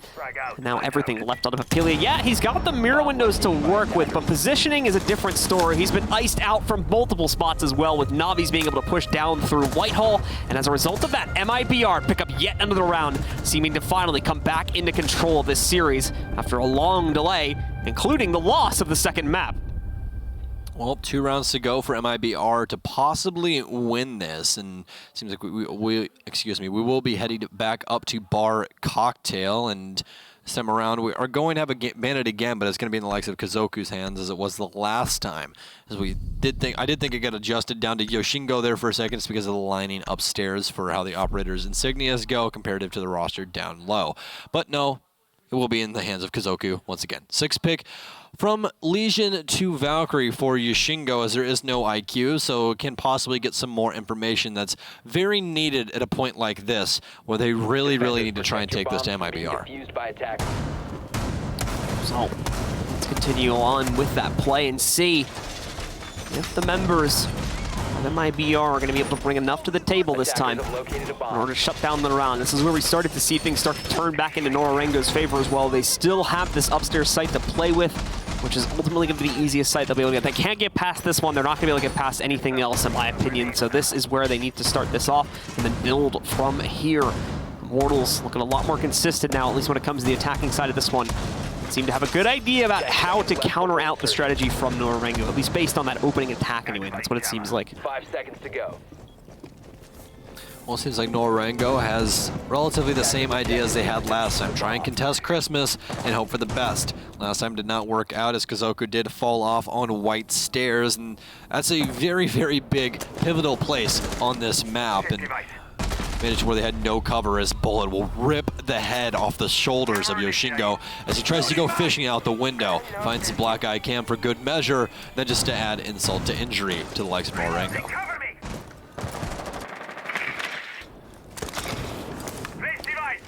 As we continue on with MIBR trying to work their way into the site, of course, having found Yoshingo in the early round. Certainly going to be a nice boost here for MIBR. Same as they found in the last round, essentially, although Yoshingo specifically survived for a little bit longer. But the opening kill, once again, going in their favor. Makes things a whole lot easier for this execute. Drone going to go up on top of the perch here, giving them hopefully a little bit of intel, but not a whole lot to be seen from that current position, to be honest. So not going to gain a whole lot from that, at least not at the current moment, but should be able to catch rotations if they end up finding it a little bit later. And it's going to be Kizoku that goes down next on the Bandit this time. He's going to get knocked out by Navi, so already a 5v3 advantage going the way of MIBR. Once again, just slowly picking these players out one by one. This round specifically, they haven't even really moved to the inside of the building just yet. Just kind of finding these guys from the roof and the windows. And it's already stunted the NR roster quite a bit. But they're doubling down. They're trying to get aggressive. You can see Ramu pushing all the way over to the bar to try to find a kill. It's not really going to work out, though. Well, MIBR, plenty of time still to work through this. Breaching Torch now getting picked up by Navis as he will work on the bottom of the freezer wall. And once again, no counter can possibly handle that torch as it does just burn through the wall. Ramu, though, will definitely find an answer for it. It's going to be bullets. It's really the only counter to a Maverick is just kill him. But Bailio will continue to tag on as well as Cyber will fall next. And all of a sudden, we have an equal playing field. Nora-Rengo still maintaining quite a bit of defense as well. Papilia as well as Raisel still both alive, and it'll actually be Bullet to fall off. M-King, though, with a refrag, though, no one can possibly get outside unless someone to go to a window to possibly pick him up. I think PX will be going upstairs to get him now, as Bullet can definitely still help them out quite a bit. Does still have frag grenades as well that could definitely help them out, since Raisel will be tucked in behind this Mira. Staring at art. Yeah, client side, by the way, guys, so he's not actually looking at that. It's just a little bit of a weird way that the debris ended up working out from our side of things. Hello? Raisel able to find another pick here. In the meantime, though, finds M-King trying to push his way in. That's going to drop the diffuser. PX looking to try and take an alternate angle in order to trade that back out, but again, not really going to be able to leverage that so easily. PX, in the meantime, also wrapping his way around the corner here. Look for anything he might be able to get, but not going to be the case. We are locked in this 2v2, and ultimately, it's going to have to be MIBR that make the move. They're the ones running low on time here. Oh, what a shot from PX. They're able to recognize that the last one's on Mira. Bullet's going to get aggressive. They do find Raisel, but it's going to be Raisel doing it with the SMG-11. What a shot. Such low mag capacity and still finds 2 kills. What an amazing clutch coming out from Raisel. And overall, again, Nora-Rengo, despite the early picks that we had seen from MIBR, it wasn't enough in order to get them into the site. So they hold it off. Like I said, they needed to find the start here on the Cocktail Lounge, and they do just that. I was going to start to get really worried if they lost that one and then shifted away to another site. Regardless, the sites only get more difficult to hold from this point forward. A good start indeed on this defensive half for Nora-Rengo, but now they still sit 2 rounds behind the overall scoreline from MIBR, and they've got to find a way to bring it back. All right, well, MIBR once again has to try and pick up these pieces, and we've been talking about it almost every single round throughout this entire series. It just really doesn't make any sense that we're even sitting on map 3 between these 2 teams right now. Makes no sense. It makes absolutely no sense. Nora-Rengo, again, whether the stars align, the sun and the moon have collided, I don't really know what's going on, but it appears that MIBR just doesn't really have what it takes to stand up to a roster that is 4 versus 5. Again, I truly hate to bring any malice onto any team, but especially with what's going on right now, it's with good reason that we have to talk about this.